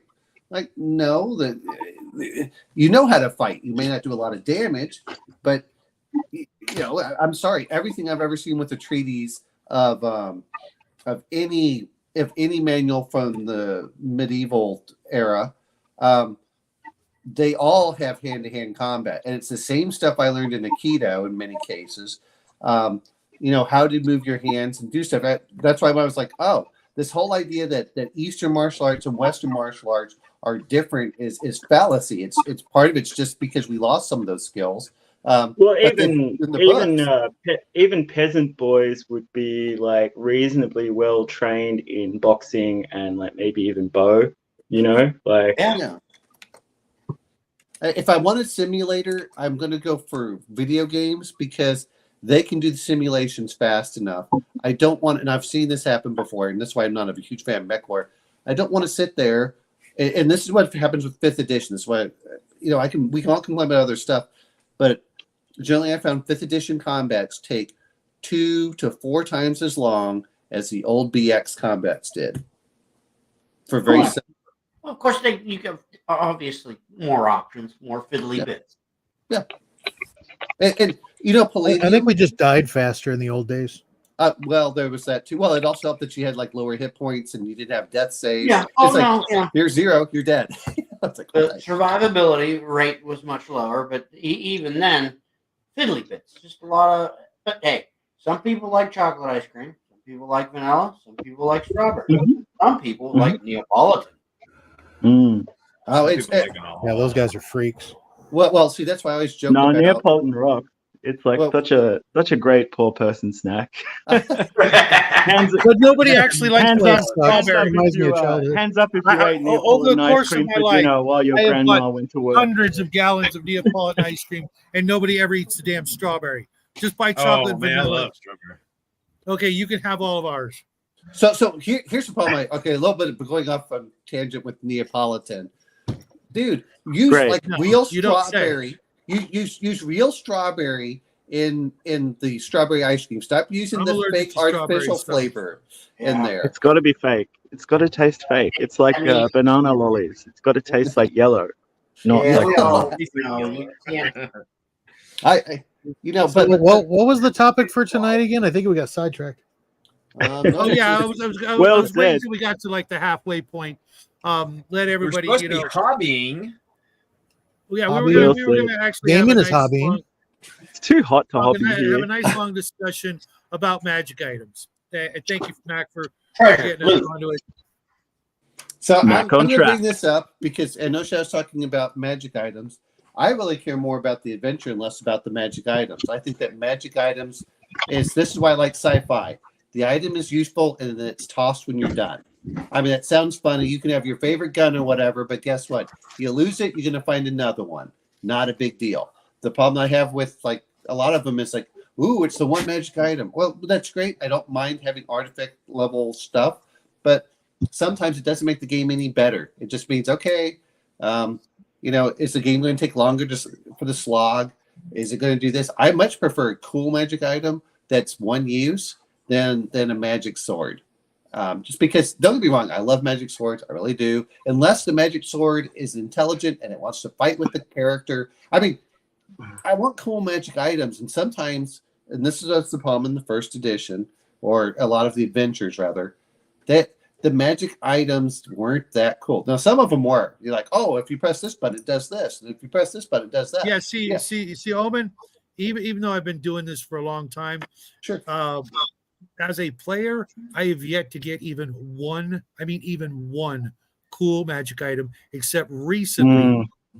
Okay, every GM I've known has been the tightwaddest SOB. You're not getting anything. And cool. Shadow, they overlook the most important thing about magic items and storytelling. You don't find magic items. Magic items find you. It's like the cat Could distribution. be. It depends on the overall flavor of the game. Sort of, I like that idea, but with most of the fantasy gamings, and I'll get into sci-fi in a minute. It's okay to have a character with half a dozen magic items. It's okay. It's not going to ruin your game. It's not going to I don't know. that's not I a had a bad girl. point, that I would call that cool, to be honest. I had a girlfriend that hosted a couple games for us because we tried to mix it up or whatever, and she was so generous that she threw us way out of fucking our proportion. Like we were getting There is a level, balance. 7 fucking shit, and we're level 2, and it's just whoa. It was just she overdid it, but I mean. So it kind of unbalanced it. So I don't know. There is a happy medium. Yeah, You should invent very weird neat. side effects from. You should invent weird side effects from being festooned in magic items. You're always generating a larger than normal amount of static. Your aging is slowed. Everywhere you go, flowers wilt. Give it some kind of weird twist that makes it seem like you're drawing a lot of power from the ether, and you're putting out a lot of vibes. I'm going to bring this up a little bit, which is I really do like the idea. I don't necessarily like the system, but I do like the idea of what they do in a lot of the Monty Cook stuff with his Cypher game. which is you get one-use magic items that can do some really cool things, but you have to know when you want to use them. Board game. That sounds like tightwaterness to me. It's It's not. like a No. board No. game. I don't like It's a game. artifacts because guess what? I can give you a lot of crap, and when you use it, it's gone. So now you have to play your resource management. Number one. Number two is I don't have to worry about something unbalanced in the game. And I know that you talk about, but you know what? Guess what? You found some gloves that when you activate them allow you to go through any solid object with up to your hand for the glove. Well, guess what? That works for 10 minutes and then it's out. After that, it either disappears or it becomes mundane. Now players are going, ooh, that's a cool item. And I can give like all sorts of weird abilities, but and see, that's the thing that I think all too often that when we're, it seems like it's all or nothing. Everyone wants to do their magic potion, which potions are one-use items, but then but I'm like, look, I want really cool magic items. I want it where they have like one of them in there where when you press a button, it blows up like 6 city blocks. Well, I don't want that item to be used all the time, but it's there. You can use it once. You just let me know, and that's what I'm going through there. And no, they're not worthless. You're thinking too much of this. Single-use items are. I love it because as a dungeon master, I'm not worried about it. Guess what? It's a one-use magic item. It doesn't unbalance anything. It won't dominate. It doesn't become a crutch. If I hand out a flaming sword and I tell them it's got 1 or 3 uses, they're gonna just laugh. Just like what? Again, it's paying by the laser now. It's just dumbing everything down for ease of play and speed. It's like, fuck that. Why are we even role playing? Why don't we just play a board game? If it's just no. See, for me, it's different on that. Is now you're gonna have to figure out if you want to use it or not, and you can use it at any time. And the point of it is you want to have enough magic items that they're rotating through, but not like I said. A flaming sword is different. Great, you got a flaming sword. But I'll be honest, flaming sword is not an unbalancing weapon. Now, but what happens is like every magic item just becomes a category item. It's like, okay, this is a shooting, event thing that you burn up. There's no characteristic to it. There's no flavor to it. It does something and then it's gone. So it's just like you might get the sword of Namnog, but all it does is causes an additional fire attack and then it's destroyed or some bullshit. So it's just like no. Almost sounds like a video game. For that, like I said, is right. Hail if you Namnog. want to make them unique and memorable, and by having them as one-use items, then they're not memorable. They're forgotten. They're forgotten. Why are they forgotten? Because when you use them, it's going to be impactful, and it's going to be, it actually changes the focus of the game. No, it's just a key to get to the next scenario, over the next obstacle, and then they have to worry about it all over again.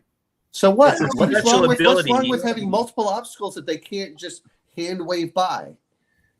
But how are they going to plan for that with one-shot items? I mean, that's a lot of weight and excess, space that's being consumed on the what ifs in each little, mini adventure that you go off on. Well, we've only got one shot, so we gotta make sure that we cover this and this and this and this and this and this. Okay, shit, we need another bag and this and this. Oh fuck, we need another pack horse. Well, see, that's an analysis paralysis in there. It's like, well, I want to have it. I'm like, look, I can throw out more magic items that way, and if you give them cool and unique effects, that's fine. But a lot of times when you're talking magic items, like, oh great, I got a magic shield. Woo! It's like it's just another shield with another bonus. That's it. Instead of giving them a really cool, interesting ability. With that sort of mechanic, I get that. That's why I wouldn't just do that. If I was going to give out, a shield, I would rather, say, okay, it's a +2 shield, but it's also got maybe 3 times a day or 3 times a week. It can do this other thing. And that way they're going to think about hanging on to it, even though they may find it like a +3 shield. They're like, yeah, but you know what? This one does this other cool thing. One of my favorite magic items of all time is the boat of folding. It turns into 2 different size boats. Okay. But telling them it's only usable a couple of times, that turns into the lesser version, which is the feather token, that it turns into a boat once and then that's it. There's your magic. Poof, it's gone. If I'm a wizard and I'm making magic items, I'm not going to just go and do all the things and then just go, 3 charges. Okay, I'm going to go on to the next thing. I'm going to make that thing somewhat renowned so that when someone uses the wand of fireballs that I made 10 years ago, they're still talking about it because it's still floating around out there. I'm more inclined to. And that's the thing. It's like the story behind a magical item. Why would they still exist? Why would there be magical anything in a dungeon if it's been like 1,000-year-old dungeon? All that shit would have been expended before they even stored it. So they'd just be all mundane things. But Well, that's one thing I like about Hackmaster, as rules as written in Hackmaster. Magic items, you find them. Nobody really makes them, but through play, they end up being created. So if, for example, a character had a shield, and shields can be broken during combat, but let's say for 3, 4, 5 levels, whatever the DM determines, that shield for some reason has not been sundered. Well, guess what? Now you have a +1 shield, +2 shield, +3, whatever would be appropriate. That's freaking cool. I know it's not unique, it's not novel, but that's freaking cool. Well, see, this is what it comes down to. And then we're talking about, like I said, is if I do single use, you can throw more stuff and find cool things. But, the problem I have with it is it's a magic sword. Now, I will mention this much, which is, this is where I like Earth Dawn, where you're not just throwing away your sword and certain things. Now, I don't like a lot of this system, but I do love the idea of threading. That magic is because you are wielding it. You like very similar to what you talked with Hackmaster. You're going through. Guess what? It starts getting a personality. It starts having unique effects. It starts going through all these things, and that's the. But to me, if you're just finding stuff in there, and I've seen other systems that I do like to do this. Guess what? You unlock powers with that item the more that you use it, and it starts becoming with there. But you know what? With wands, you got 20 charges. Well, guess what? You could, and to be fair, this is how Gygax did it. You can go back and recharge them for this. As a matter of fact, though, in AD&D, a wand starts out with, I think, 100 minus a D20 charges. That's enough to last. Are you sure? I thought it was a lot less. No. It's been a lot less everything I've seen. It was like, well, that's why they started lessening everything, because everybody was like, wow, that's a lot. And everybody was like, well, that's too many. A good wand of fireballs should not only last you your whole career, but you should be able to hand it down to your kid and go, hey, it's got 37 charges, use them wisely. Yeah. Key word, wisely. Right. Well, that's what some of it comes down to is, it's if you're going to go through, like, okay, when are we going to use it? When is it going to go through there? Just like I don't have any problems. Now, again, some things should be fairly light. And that's what the other part that comes into it. Oh, well, you have this. Well, let's see. It's, okay. Wands have, okay. But those, but to me, if you're going to do that, then guess what? You recharge it. You allow some of those things. But I like the single-use magic items, but I want everything to mean something. I don't want it to be, oh, I got another one. And that's the one thing I did hate about it after a while. It's a +1 sword. Throw that away. Let's just grab the +2. And, it's the magic items started becoming disposable. Like, no, you should be going through this and saying, okay, when can I use this appropriately? And that's just the same thing in there. It's like, all right, I've got a bag of this. I think 5e does this especially bad, where it's Harry Potter to me. I don't want that much level of magic. I just don't. I want to. That right there is part of the issue. Is if you're playing a low magic setting and that's what you want, and the players are into it, cool. That's fine. Yeah. Personally, I want somewhere in the middle. Where hey, what's up, Nathan? Not to where it's don't whatever you do, you don't want to make a magic user because I don't want you to. It's a low magic setting.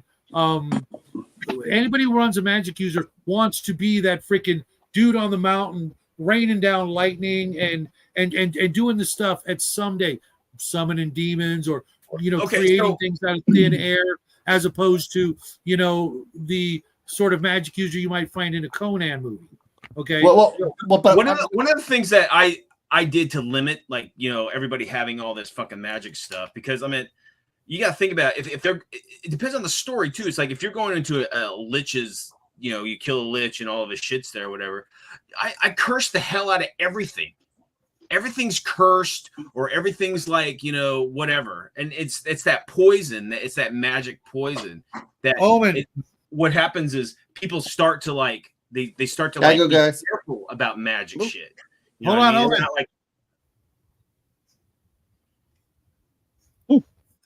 Kid stuff. Just for the record, page 132, the Dungeon Master's Guide. Rod started with 50 charges minus 0 to 9 charges. Stabs 25 minus 0 to 5 charges, and wands start with 100 charges minus 0 to 19. That's 80 on a good day. Okay. Well, I know they started to limit it that like certain spells couldn't be put in wands because they're too powerful. There's a they maybe start changing it like in 3.0 or something. Yeah, I think there's second edition. Second edition was the beginning of the end as far as I'm concerned. Second edition. There was a wand in the AD&D book called a Wand of Conjuration. One of the spells on it was a limited wish. It would take like 6 or 7 charges, okay? But a limited wish. You guys know how powerful that is. Wish. Yeah. That's a pretty freaking powerful. Prismatic spear. It's all the conjuration spells that you could want were in it, okay? But they took, different amount of charges for it to do its thing. Freaking limited wish, 7 charges, and I've got 80 charges in this thing. Yeah, oh my God, I am the party's savior. As long as I live, so does the party. You know what I'm saying? We don't need no freaking clerics. I'll just limited wish your ass back into perfect health. Yeah. Well, or whatever. But you're only going to get about 11 uses out of that. Okay. Still, or you could use it for the monster summoning lower charge powers. Okay, I'm going to do a monster summoning 1. It cost me 1 charge. 5 to 7 orcs just showed up to help us out. That's kind of a big deal. I'm into the using the all of the stuff at some point or another. Maybe not always and constantly. Just everywhere you look, you see people flying around it. On their brooms of flying or fly spells or whatever. But I do want the players to be, something more than the characters in the most famous of stories we've read. At some point, I want to be able to surpass characters like Elric and Aragorn and Merlin. If they earn it, I want them to have it. I'm not going to give it to them, but I want to. That's, I think, for me, what drew me into this hobby was that I got to play characters that could be better than the most awesome characters that we had read about, because that was the idea I thought behind it, to play characters that would grow into being able to do things that we've never seen before in the books, in the famous novels that we read, even the comic books. I want my character to be, be able to one up some of the famous characters that we read about, not be always less than. That's very powerful, and that mentality is like, it's being your best in a way, like, and that's something that, even though like I hobby pretty slowly, like I'm trying to bring that mentality rather than just kind of phoning it in. Yeah, I think it's really important to like reach for the heights of the hobby if you can. Push yourself. And that's true. It's like you might want what, but you can't have every spellcaster become Merlin. You know what I mean? And you sure, a lot of them are going to die. Let me finish, guys. Let me finish. As a DM, you got to put those limitations, because that's why Merlin is so legendary, is because he's rare. You know what I mean? Yeah. But you never allude to your party that they can't get there. If you were to say, I'm never going to allow you guys to get to this level of spellcasting, if you said that up front, they would be like, fuck this, I don't want to play this table. You know what I mean? But if you kept it secret, and then they're struggling, and you put these things, they get some sort of magical illness or whatever it might be, it's plausible that you could still get there. But you're probably, in the DM's head, you're not gonna. Does that make sense? Because you can't have everybody just becoming. No, absolutely. You're not going to hand it to them on a silver platter. But it's not going to happen in a short campaign. It's not going to Yeah. happen in a short campaign where you're starting at level 1. Like, it's going to happen over a longer campaign, maybe where you're bringing a character forward from a previous one. And I think if you don't start at a low level and get to that point, I think you're cheating it because you're fast forwarding yourself to level 10. You already have all this bullshit. But what's great is when you start, and this is the hard part, guys, and you all been there, is getting together and gaming for a long period of time in a consistent like storyline and group and whatever. And but it's so, I mean, the longest stretch I ever had was 5 years with the same party every weekend for 5 fucking years. It's unheard of, right? And we did. We started at level 0. That's a slow week. We started at level 0 because we did one level of kids. We were all children in this town, and then we played as NPCs, and then but we just. And we got up to like level like 18 or some shit in that 5 years, and it was phenomenal. Yeah. We had to fight to get up there, and there was all these stories and all this drama and all this, But that's the great thing is you can start out as some like mook villager with like a pole, and then come out at the end of a long campaign a kind of demigod living on a different plane. You know what I mean? Like it's. And a lot of people are into that high power fantasy. I've done it. I've been there. But it's really simple. If they earn it, they get it. If the rules say when you get this many XP, you are here. Okay, well, you're going to have to train. You're going to have to pay for the training. After that, I've never, ever even thought of topping anybody out or holding them back for any reason. There's never going to be a character that's going to come my way that I'm like, I cannot come up with a challenge for you. I will always be able to come up with something because I'm always reading, always looking for new ideas to make, the next new challenge. And if, for some reason, they want to retire, awesome. But if they don't, I'm not going to force it on them by saying, well, I can't, I can't come up with an adventure for you. Sometimes they make their own by doing stupid stuff. I'm so disappointed that basic fantasy RPG like tops out halflings like at a certain level, like in terms of their physicality. I'm like, you're telling me I can't be a little nugget halfling who works out and like chugs protein all day? Like I can't be a little muscly dude, little Joe Rogan halfling. I've got a video I'll have to send you of a couple of small people duking it out in the ring. You've probably seen it, but if that's what the player wants to strive for, I'm going to let them, try to. I want to be a little nugget. Why they did that. There's here in California, nugget has a completely different slang. I want to be a little. Here in the States, that's a little bit of a. What's nugget? I don't know that. Never mind. This is a family show. I literally cannot in say Australia, it's like a muscly dude, like a tank, like a unit. Yeah. I want to be a mini. I want to be a mini tank. No, I know. Let's quickly change the subject back to magic items. In the Midwest, it's just a little piece of chicken McDonald's sells. Yeah, or it's like a little dingleberry hanging off your cat's ass. Not know what I know. I think Squirrel also knows what I'm talking about. Holy heck! It's horrific. It's horrific. Okay. It's horrific. It will make you sick to your stomach. I don't know. I travel in some pretty sick circles. Moving on. If it doesn't, just don't tell us, please. But gold. Why am I always the? Why am I always the herald of like terrible stuff? It's a talent. Just because it's 100 degrees at Christmas time where you live. I'm like the fifth horseman, but I'm like riding like a pool noodle. Omen. There is no player, there's no character, there's no nothing that can break my world because my world doesn't have a predestined. It doesn't have a glass ceiling, future. For lack of a better term. You can do whatever you want. I don't care. If you become literally the god of the entire planet, I will shake your hand and say, nicely done. Oh, but guess what happens the next day? Okay. I will find some way to challenge you if you want to continue playing that character. There is no, oh my gosh, you're too powerful. I can't come up with anything. you know what? I'll just start either adding zeros to the hit points of the monsters or adding zeros to the numbers of monsters. Okay. Now you got always change the hit points of the monsters. I never kept them the same.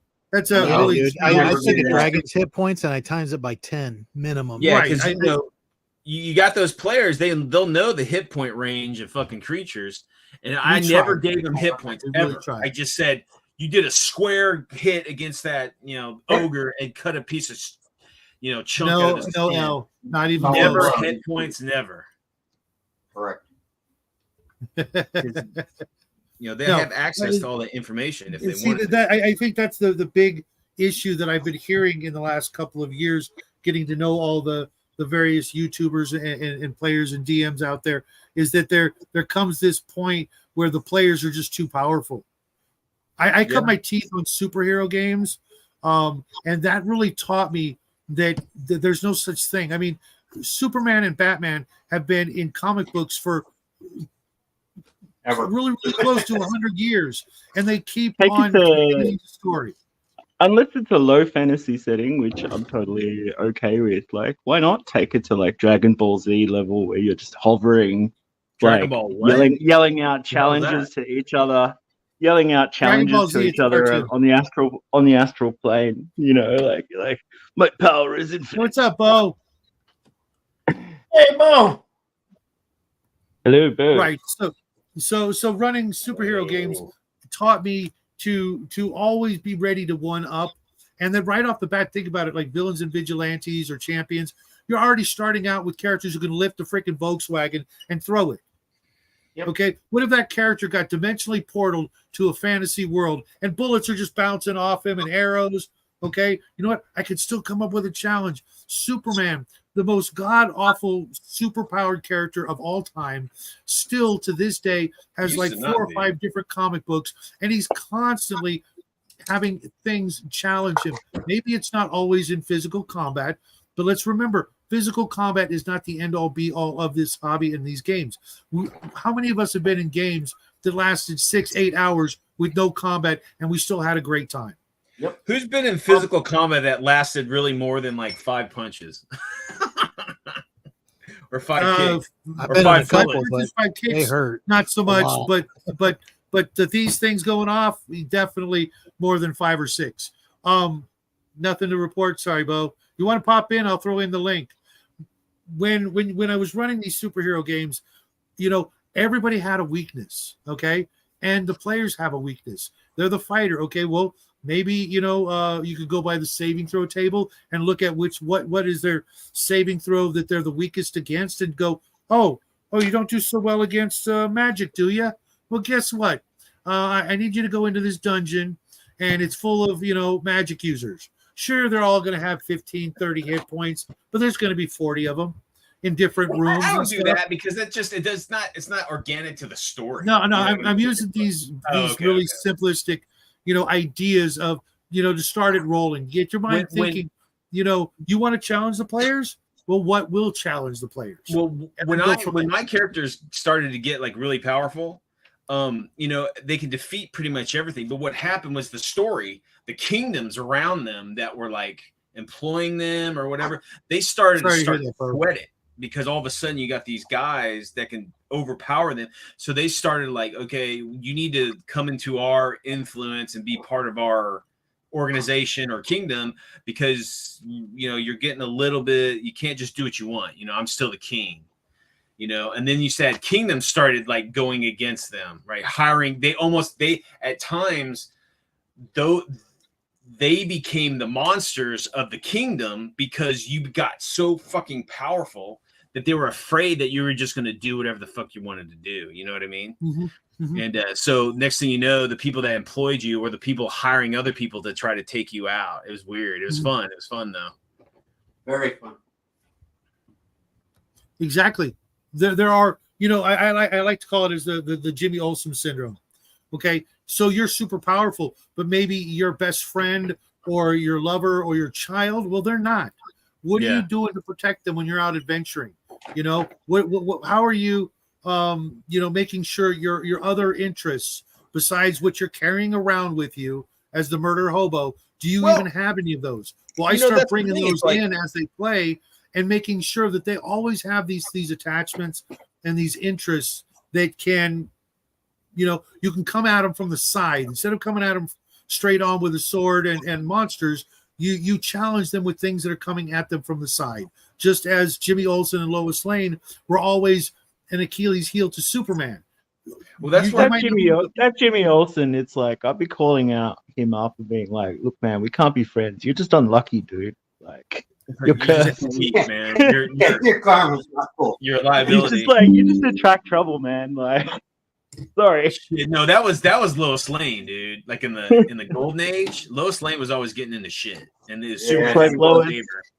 Have you ever thought about taking self-defense classes? Just one. It's like, Lois, stay, just type, just report. Don't go out and investigate. Yeah. Don't be an investigative reporter. Just Here's report. a Lois, submachine we've got an office space role for you now. Like, it's Exactly. for the best.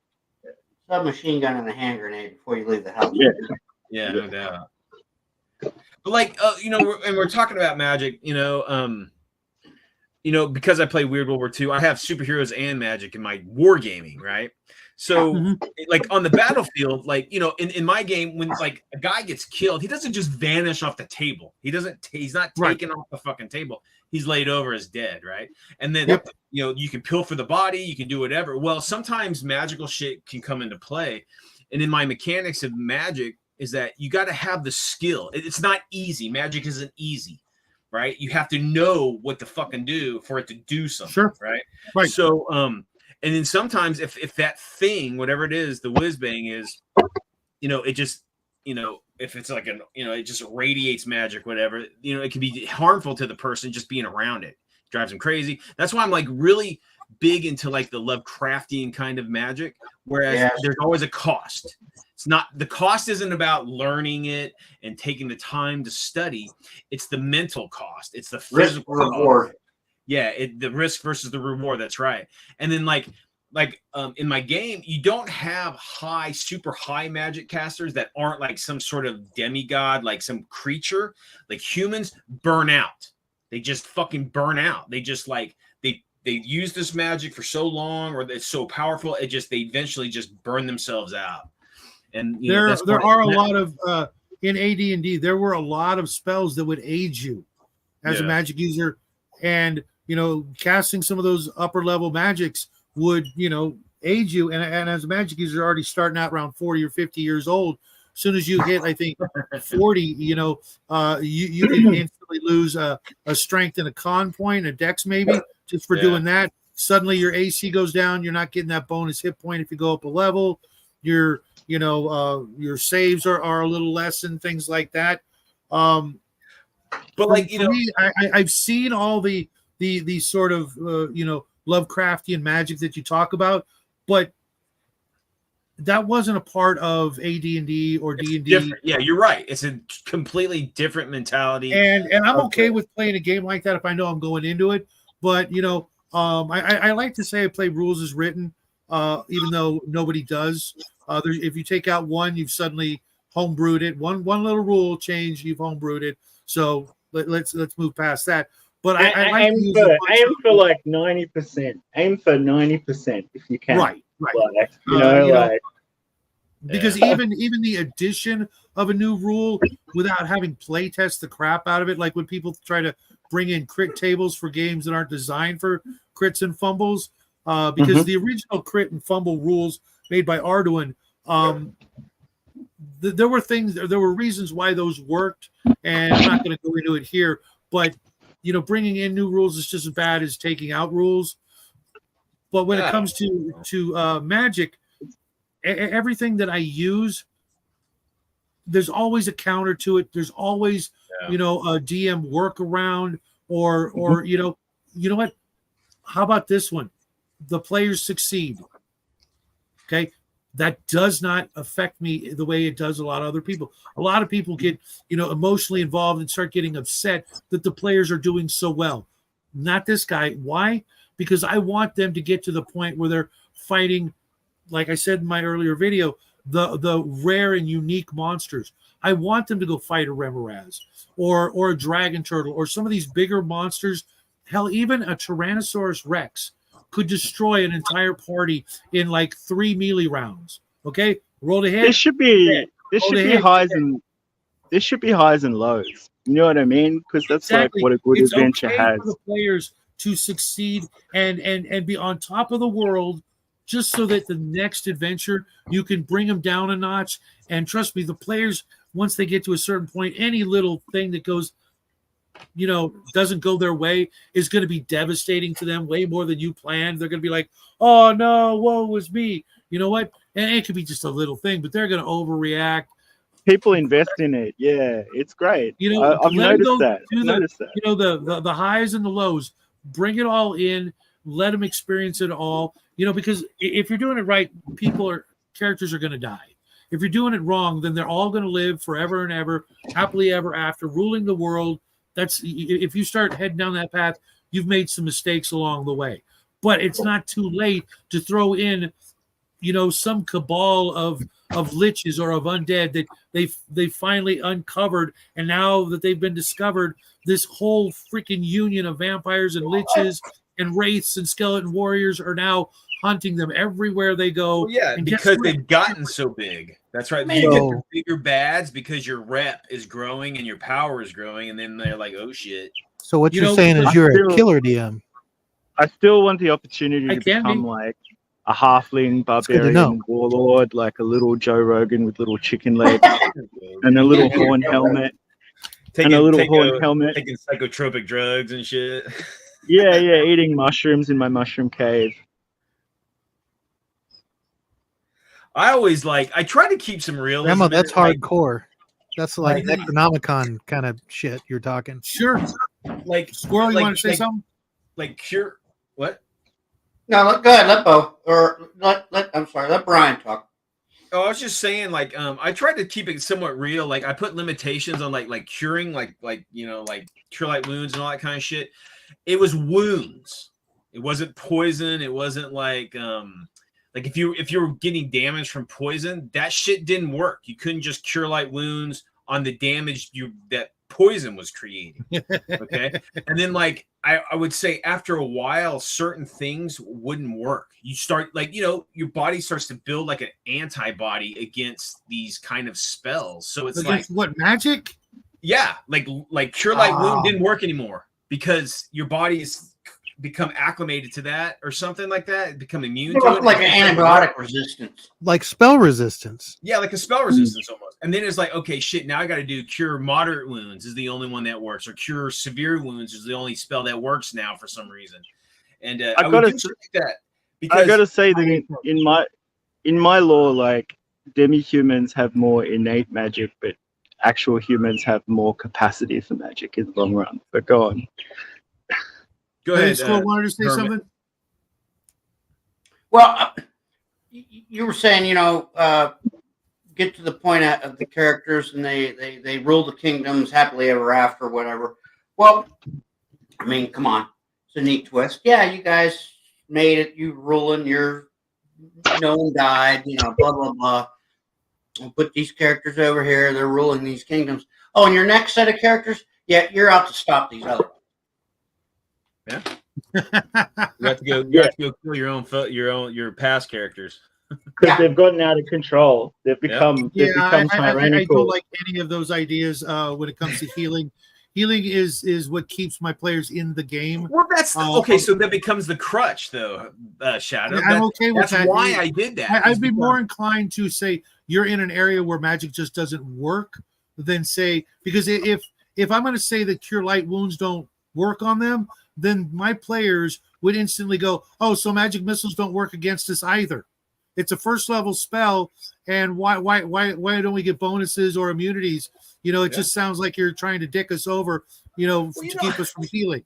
Again, it's a valid argument to say that if magic healing doesn't work, players in that conversation, though, that's the thing. It's like in game, you're like, yeah, we can discuss this after the game or whatever. But again, it's like you can't. That's the problem.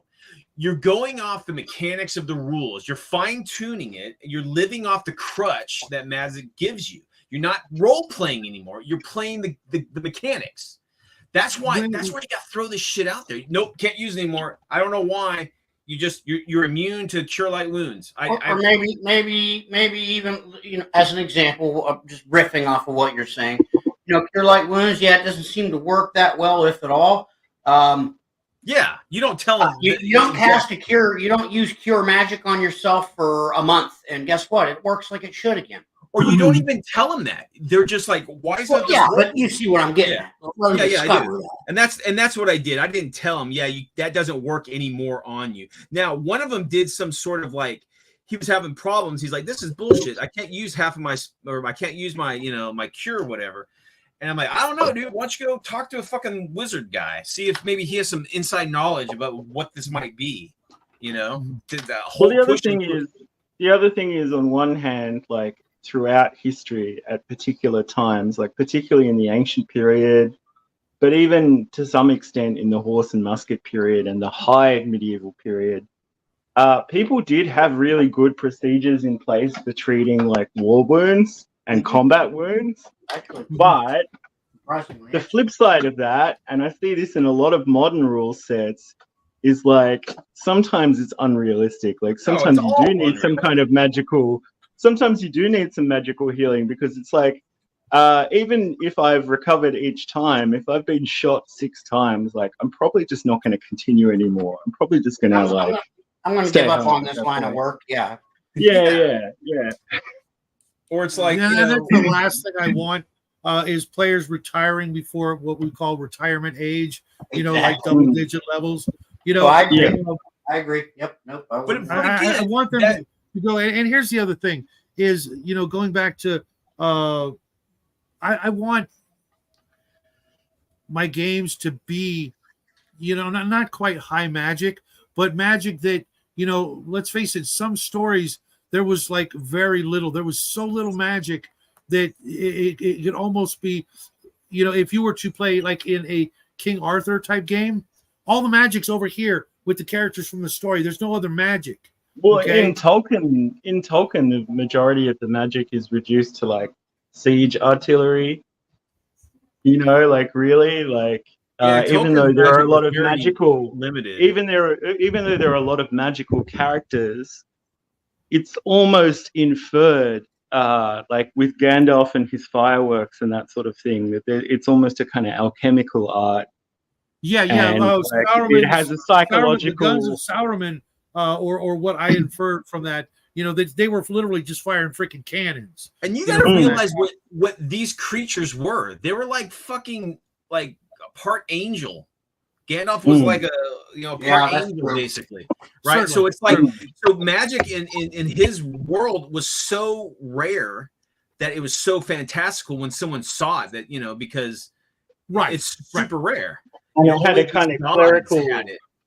It had a kind of clerical. And I don't want to necessarily play at that kind of a level, at least starting, but if they advance to the point where the paladin is one of the holiest of holies across the lands, that's awesome.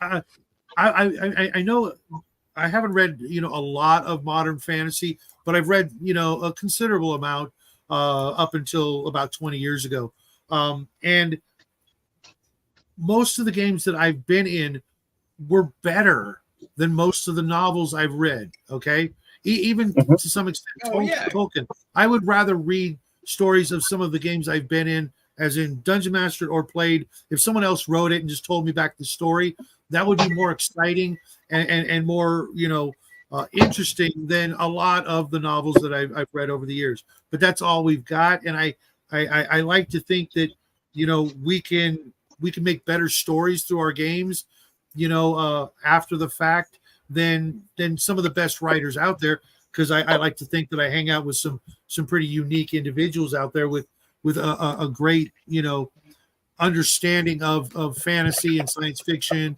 not just gaming, but the lore, comics and movies and TV shows and all that stuff. They're going to come up with stuff that's going to be better than what came before us. We're all standing on the shoulders of giants when it comes to what we're inspired by. We should be able to come up with more than just the 0 to 4th level and it's time to retire. Because like with a lot of other art forms, like or pastimes, we hold a lot of these people in really high esteem because they were breaking new ground. But like we can extend that a little bit, sure. I mean, it's true. As we delve ourselves into their life, or into their creation, we realize a lot of this stuff isn't as fantastical and great as we, would have when we were kids because we're first exposed to it, right? Now we like Star Wars. Perfect example, Star Wars. When we were kids, it was like, oh, this is fucking awesome. Oh. Go watch Star Wars now. It's ridiculous. It's not realistic. It's full. Well, I think sci-fi hero's journey.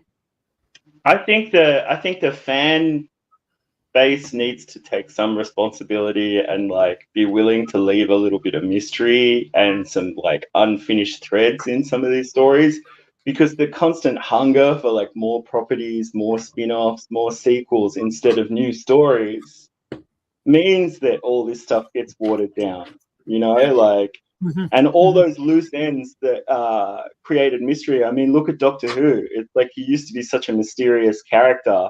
Now they've answered every question and it's just not that interesting anymore. You know what I mean? Like, yeah, and that's the great thing with these games is we can make a never-ending series of mysteries, and as soon as they uncover one, that leads to 2 more, and then 4 more, and we can always, maintain that sense of mystery. We don't have to tell them everything. But if you play the same party long enough, think about it. Okay, in a 4-hour session of gaming, right?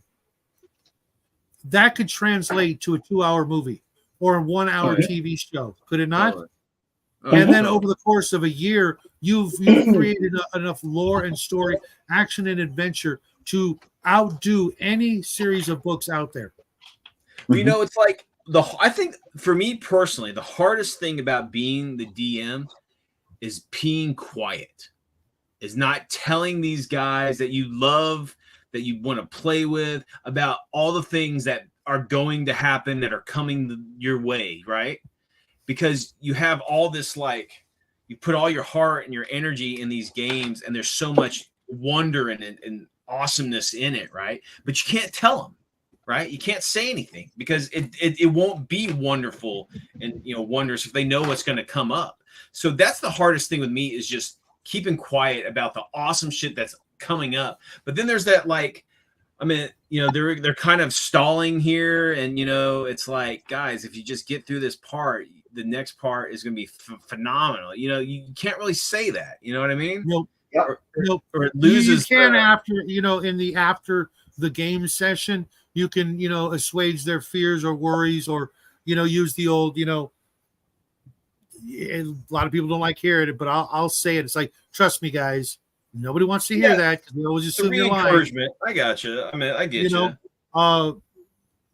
Especially like, going off topic a little, the trope of being captured, taken prisoner, all your stuff is taken away. If a player really thinks that they're never going to have the opportunity to like get that stuff back, I would understand the reaction. But as DMs, we know every time we've taken their junk, their stuff, their toys, their treasure, whatever, not their junk. Got to watch what I say around you guys. That we have on our map of the dungeon or something. Here's where your stuff is, right? It's in this room. If you make it to this room, you get all your stuff back, right? That's always been the trope. But I've never been. Just like, no, you took away my twin katanas. Oh no, I'm useless. I throw in that realism, man. It's like if you're captured by a bunch of orcs, right, and you're thrown in a cave or whatever, and those orcs who looted you, that shit's gone, dude. It's like unless the story has the orcs all staying in place, so yeah, you can recover it, relatively quick period of time. But if you're stuck for a while, those orcs have gone. That raiding party has left, has sold it, has melted down, or whatever. So yeah, a lot of times it's like you're shit out of luck. I mean, sorry. We've been captured. Also, what Shadow's saying too. Yeah, that particular exact item's gone, but the opportunity to have it replaced It's there. Yes, that's always there because, like, you know, just because your specific items have walked away doesn't mean the orcs that are guarding you don't have their own kind of magical shit that they have. Or you travel back to town, into the city, into this, and get exactly. new. So you've been captured by orcs, and you're like, what are the guards saying? You're listening, and you're like, blah blah blah blah blah blah. It's like, give me the Babelfish translator, cast Orcoid, translate. Goblinoid, And you or listen, whatever it's that like, is. so I says to Mabel, I says, one more score and I'm done. I'm gonna open up my card. I told my sister Mabel, I told you I wanted dinner noodle casserole. Yeah, exactly. But no, it's I mean, Exactly. the thing is like finding just the biggest thing is just fucking gaming. Finding people to game with. That's the hardest part about all of this shit. It's not painting. It's not buying the shit. It's not putting it together. It's finding people to play with. Years ago, that brings me to something I was talking about earlier in my earlier video. And if you guys haven't seen it, I really appreciate anybody who comes across it later. I want to hear some different opinions, but I find that you know, a lot of players have that, you know, materialistic side to them like I do, and you know, rewarding them with something, you know, in the way of a magic item, or it could be a technological device, you know, for the sake of, you know, widely, you know, swapping, you know, all gaming, you know, giving them, rewarding them, however you want to word it, you know, at the end of the night, if they walk away with something cool, they're going to want to use it again. Okay, they're going to want to get a chance. You know, that's why I like doing the treasure at the end of the night. You know, like divvying up the loot and stuff, or you know, getting paid or whatever, and going, you know, on an index card. Here's your new magic item. I had to write it out on a card because it's, you know, whatever. And if I had the time, I'll draw the picture of it, you know, to the best of my ability, and go, here, this is what you got tonight. And they're going to look at that card. A shadow original. Those tangibles are fun. Yeah. For some people, you know, I could easily say 25% of all players are those kind of people that want those goodies, okay? That want that something in their hand that they walked away with. And I don't just mean, you know, a sack of coins and you know, a bag of gems. I'm a story guy. Never been into one like stuff. Just, I don't know. You know what? I've played. It's cool. Brian, I have played in tens of thousands of games. And in tens of thousands of games, I have yet to walk away with a cool magic item. That's crazy. That's nuts. That's the way the community has grown up since the oldest of days. You don't get shit. You should be grateful to be at my table. My omnipotent storytelling is all the reward you should ever desire. Remember that girlfriend that I was telling you about? Double shotgun. No. That girlfriend that I was telling you about at level 2. Guess what I got in that mission? I got a +5 Vorpal broadsword at level 2. That's a a bit Vorpal. strong. I was cutting everything's heads off for the whole rest of the campaign, dude. That is. That was great. That's a crit on 17 to 20, right? Yep. Yeah, Yeah, it's insane. With respect to running games, level 2. With respect to running games online, a few years ago, people suggested I check out Virtual Tabletop, and it was pretty bare bones back then. But someone took me through it recently. They've got it for like $12, and a lot of popular games have been plugged into it. War games, skirmish games, board games. You should play a video game. That one, and it's play a video well, game. you can, but like when you can pick up the PDF of the rules off the virtual tabletop and walk around the room and move figures around, it's quite handy. Like I'm gonna use it. I'm gonna get into it because I think it's a way of actually playing games that I don't get to play. But you can do that online. You can get any computer game that has better graphics, better mechanics, right?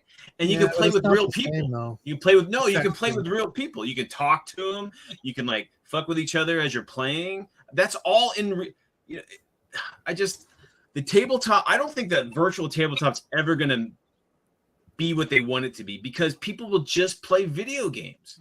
Because Sure, I mean it's Well, get that and I social don't- interaction with the video games nowadays. You it's don't- another way. It's another way of doing things. But what I will say is that the assets that make up the tabletop and the actual game now are a lot better than they used to be. They were a lot better than when last time I looked at it.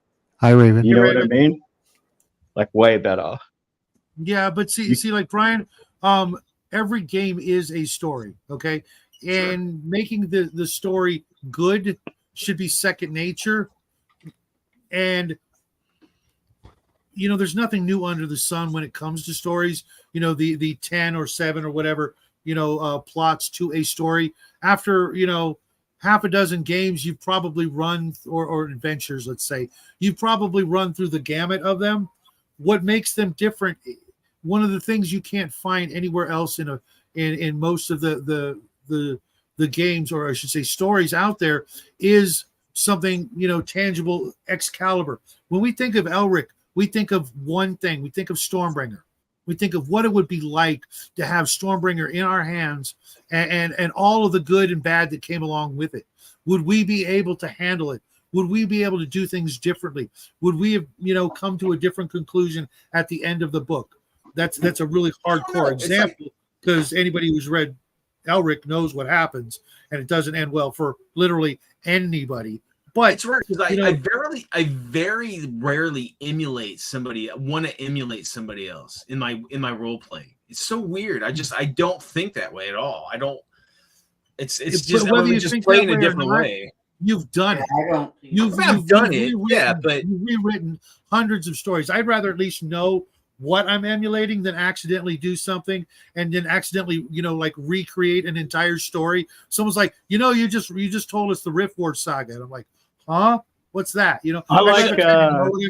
You've been stricken with a magical plague. I like Dollar General Elric or Driz Stewart and. You mean The Witcher? You mean The Witcher? Yeah.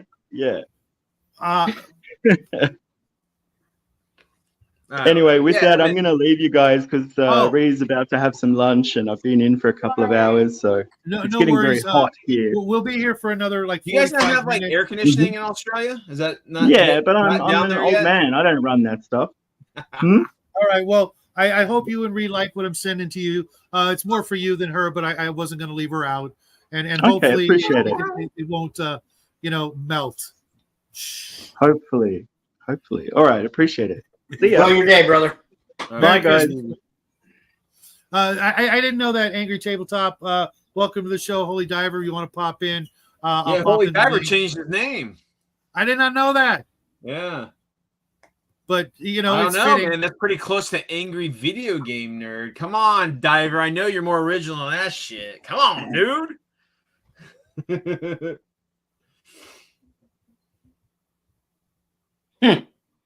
Sorry, I'm reading Grandma's long comment. But they fight and work to the tomb, find the spell, but it needs repair. If they can't repair the fresco tablet stone, they will need to research and quest more time to fill in the blank. Sure.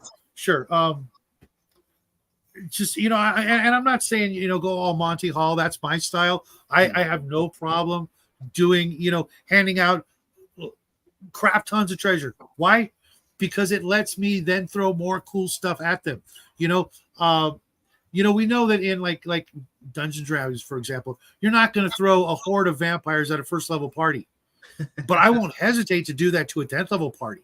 I will do it with gusto. There are 100 vampires on the freaking horizon, and they see you, they smell you, and they are chanting your name as they're charging. I remember. You know what I mean? I remember want playing those crazy, and I'll say it, gonzo games. Okay, I have played all the mundane I can stand. Okay, I've done it to here. Pathfinder had a level 1 game. They had Varghoulis in it. Varghoulis and Pathfinder aren't as scary as they were in AD&D. If they injure you, if they bite you at all, you're fucking dead in like 3 days. Your body shrivels up and your head flies. You know what's scarier than that? You know what's really scarier than that? The Varghoulis in the old days, if they bit you, they bit you for 1 to 4 points of damage that could never be healed again. Oh yeah, I have heard that. I've never played with that rule. Can But you they're imagine brutal. At the level fight- 1? I'm like, what the fuck? Oh no, they weren't level 1 monsters. That's the Yeah. thing. They were That's what I'm way up saying. there because you could in one melee round turn the party into 1 hit point characters that could never heal that. Okay, they would just yeah. Yeah, the permanent. What permanent would damage. cause them to have 1 hit point? Being bit by a Varghuli, and you can never heal the damage. So you get turned into a 1 hit point character, and you're just basically done after that. Well, I mean, Right. you can Imagine advance your 10th from level that. fighter. He's got 100 hit points, right? 10th level fighter, 100 hit points, and then he gets bit, takes 3 points of damage. The cleric tries to heal it, doesn't work. They manage to kill off all the Varghulis, but they know there's more in the dungeon. Okay, and then you explain to them it can't be healed.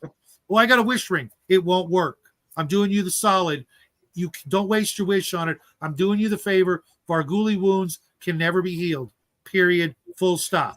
But it only takes Talk that about 3. fear. It only takes the 3. You can't. So heal wait a that minute. 3. You can't find a high-ranking cleric to cast Miracle Nope. where he Or has just to heal. exchange. What do you call it? Nothing. Experience. Zero goose Ooh, wow. egg. Full stop. Talk about fear. That gives a fear of, oh my God, I've worked this character all the way up here, and now there's nothing I can ever do to get it back. Not even a wish from God will give So, me like- back. So you're saying this disease cannot be overridden by the powers of a deity? That is exactly the way it reads. Well, What the maybe fuck made deity Varghulis? level, deities, like the actual Exactly. physical deity. That's maybe. insane. Who knows? I know it's insane, but you want to drive fear. You throw something like that into them, they will leave the dungeon. Like, Fuck yeah. Well, shit, did they leave my table? I didn't make up the rules, and I don't throw them out all the time. Players will run into them one time, and then I'll make that. It's like it sounds kind of familiar. You hear some wings off in the distance and some chittering. It kind of reminds you of those little shrunken heads. Varghulis, and then watch them just Varghuli. turn white. See, I thought I Okay. was a dick for using scourges with like rabies. I remember I threw a couple of devourers at the party. Those are those guys that can eat souls, the undead that eat souls, and it's what actually energizes them. And once that happens, you can't do resurrection or anything. If you die from one of those fuckers, you're gone forever. They actually Same with burn. Stormbringer and many soul draining weapons because it eats your soul, a level or 2 at a time. Those that's permanent brutal. Yeah, the level draining things. Holy shit, man. Yeah, because Those even are in brutal. AD&D, a lot of monsters did level drain. Yeah. And you lose a level, in the middle of a dungeon or 2, You're a or even barbarian. You're like, I can't rage anymore. I'm a right, little or kid. whatever. My turn undead is now worse. Or I can't even do half the spells I could. Or I lost my 5th level spell. That was our one and only teleport out of here. Stuff like that. And even then, those levels don't come back real easily. You had to, find a church with someone with a really super high level spell.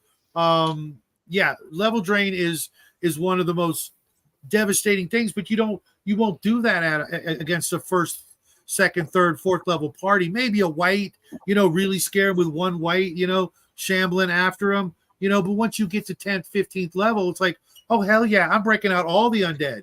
Yeah, it's gonna be undead for the next month. The higher levels, I always gave the enemy, the big bad, a Vorpal weapon. And I'd always detect magic, you can see the magical auras and shit. I'd even allow them to do more study to see what it is, and they could see it's a Vorpal weapon, dude. They would freak the fuck out because I would hey, sorry, dude, you might have 500 hit points. He hit you. I'm sure what you're talking about there, El. It's gone. Yeah, it's in the I think it's Monster Manual 2 that the Varghulis did that. Get them with the Nilbog. Yeah. There's all kinds of other things you can just by using stuff that's if it's in a book, I can show it to the players here. I'm just using it, man. Don't blame me. Don't shoot the messenger. Hey. I'm just a delivery guy. I rolled a random shard, and what do you know? It's Varghulis. Sucks to be you. I mean, I wrote out the chart, but I have never heard of a Varguli ever. They're cool. Gargoyle. Okay, so hey, you've seen House, right, brother? oh yeah, I loved it. You remember the skeleton with the wings? The skull with the wings? Yeah, hold on. Let me get What? into Google here. Yeah, Remember Yeah, Gargoyle. look up first edition Varguli. Or I was First just saying the edition house AD&D. had kind of like a Varguli in it. Yeah, it's just like this head with tentacles hanging out the mouth. And then it's It's got like a disembodied head with it can have wings. wings, or it can just be like floating it by itself. All right, let's see. Oh yeah, they got like a head with wings and tentacles. Here we go. Okay. Oh yeah, they're creepy looking, aren't they? Yeah, Vargoyle Varguli. Yeah, 1 to 4 points of damage. That's it. They've got 1 hit die +1, so up to 9 hit Yeah, they're points. not very Oh, tough. but here's my favorite part though. Number appearing 1 to 20. Jeez. I A never third did, level, did it's a you third follow level that? monster. Did What? you ever follow the grouping rules? I never did. I just what the story would seem. I use it as a guideline depending on the situation. I'm not going to throw 20 Vargulis at a third level party. They're not going to walk out.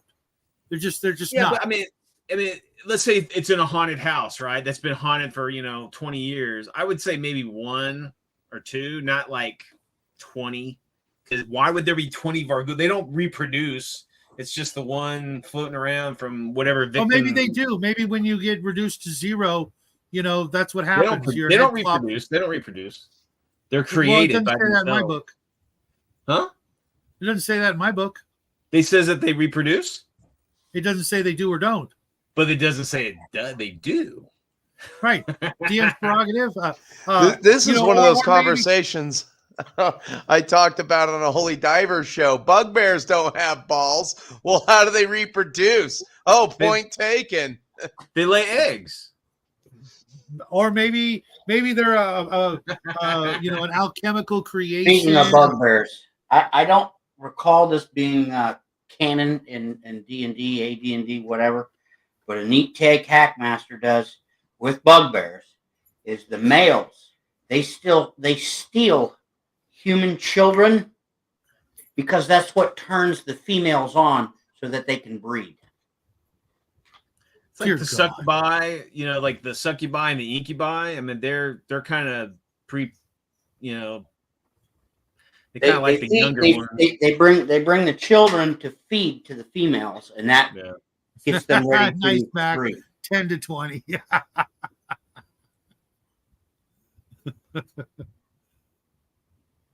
That's right. Batwing tentacle heads. Bugbears are like bugbears are cool Hey, though. I welcome mean, to the show, person. they're like super stealthy orcs, aren't they? Goblinoid. Yeah, my Yes. very first character. Yeah. Check this out. I want to tell a real quick story. My very first character, the very first time I played D&D, I made up a ranger, like we all did, right? Because I just got through reading Lord of the Rings, and we had some potions of invisibility, so we drank them to hide from the bugbears because we were still pretty low level. But apparently, the bugbears also had potions of invisibility. They drank them, and we could all see each other. The end. I've never heard that shit. I know. Well, okay, so like I'm trying to think. Invisibility. Wouldn't is that, you all is that your disappear? equipment and clothes too? Oh, it Or is does say that- with a wish.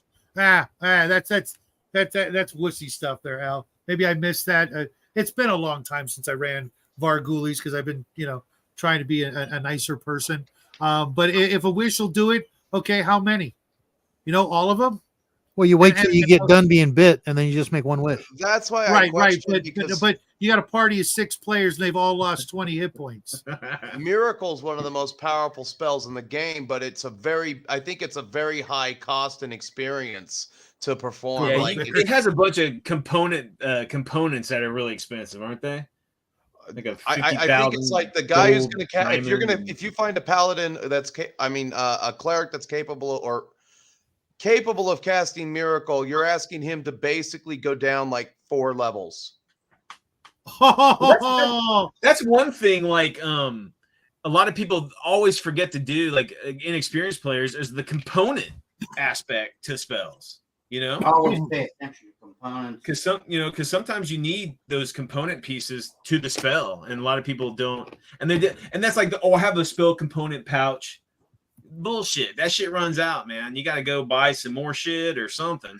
It's not really it's never been a problem because, if you're a wizard and you need material components for all your spells and you have 3 hit points at level 1, how many spells are you going to cast before all of a sudden some goblin with a sling rakes your ass off the battlefield, Yep.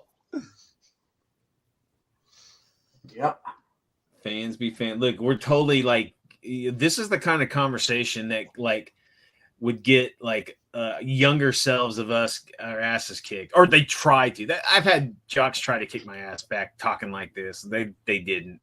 But yeah, look at us, man. We're like the old fat comic book guy from The Simpsons. We're sitting around in the comic shop. Speaking of comic books, I just got my first copy of Lady Death. Oh yeah. Oh really? Yeah. So I'm going to be flipping through that on Saturday. Good artwork, but I always thought the story of Lady Death and Purgatory. Don't know anything about it. Weak. Just I saw the ads on Instagram. They seem to work on me. She's the mega babe, like Tarna at the end of that movie, Heavy Metal. I'm more of a Vampirella fan. She was exactly. There you go. Wait a minute. They have a couple of comics together. There's even a crossover where Vampirella, Lady Death meet Betty and Veronica. Yeah. Yep. Saw that. That made me laugh quite heartily. As well as Red Sonja. Rule 34 too. Vampirella she's just easy. She'll hang out with anybody, I guess. A Shadowhawk. Who the frick is Shadowhawk? Like, seriously? How much did they pay you for that? Biker Nudie Mag. Yeah, I recently got back into comic books because, I've got more miniatures coming in the next year than I know what I'm going to do with. I saw a couple of Lady Death STLs this week. Yeah, I've got like a whole bunch of. I used to work at a bunch of different comic book stores, and when the boss says, "Hey, this is going to be hot," and you work at the shop, you pick the stuff up, and you file it away, and next thing you know, decades go by, and you go, "Oh my God, I've got issue number 1 of such and such," and I never read it. It's still I'm not a big fan of her story, her background, and all that shit. It's kinda... You know what? I was smart enough to know that this was going to be a trend, so I picked up a bunch of that stuff and just filed it away. Just looked at it as an investment, and if it rose or fell, I don't even know. Well, the new Lady Death seems to be taking back. They're bringing back the Mega Babe just from the artwork that I've seen and everything. She's always been a Mega Babe, dude. I know, Lady but Death. You go back to the mid '90s. There were those Fact 2 posters done by Kevin Eastman. I got one of them on my wall. I had, of his wife, his Julie girlfriend, Strand. or his wife, yeah. The sad thing about her, she died recently of like dementia. Yeah. It just came for her Julie like that. Strain, yeah. She know? went Wow. quick. Wait, who did? Julie Julie Strain. Strain. Oh, really? Yeah, she passed away. Yep. That sucks. I always wanted her to be Vampirella, dude. She was the perfect Vampirella.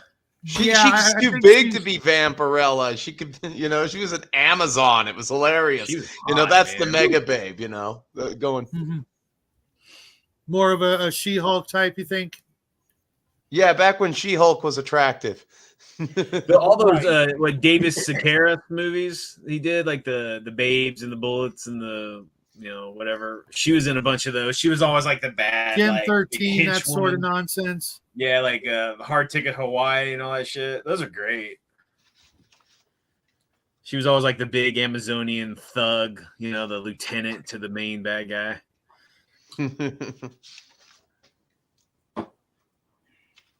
That's awesome. So what's with the new name, Diver? What's up, dude? It was just something my friend told me to do. He's like, "Why don't you just change it to Angry Tabletop Nerd? Who is Holy Diver?" You know, and he kind of explained to me, you know, you kind of want to try to become the guy that people that you piss off and they still want to cheer for you anyway. You know, That's cool. Yeah. Plus, you know, I mean, YouTube is basically dead to me almost. You know, I mean. The way that the algorithm works now, okay, so get this. I just had a video go viral on Instagram. Just one of my stupid little work videos got 13. So both of my stupid little work videos got I've seen those. That's pretty cool. 13K views. You know, it's like, okay, one video got 13K views and has been shared on Facebook. And you're gonna sit there and tell me with a straight face, wow, that's phenomenal! Congratulations.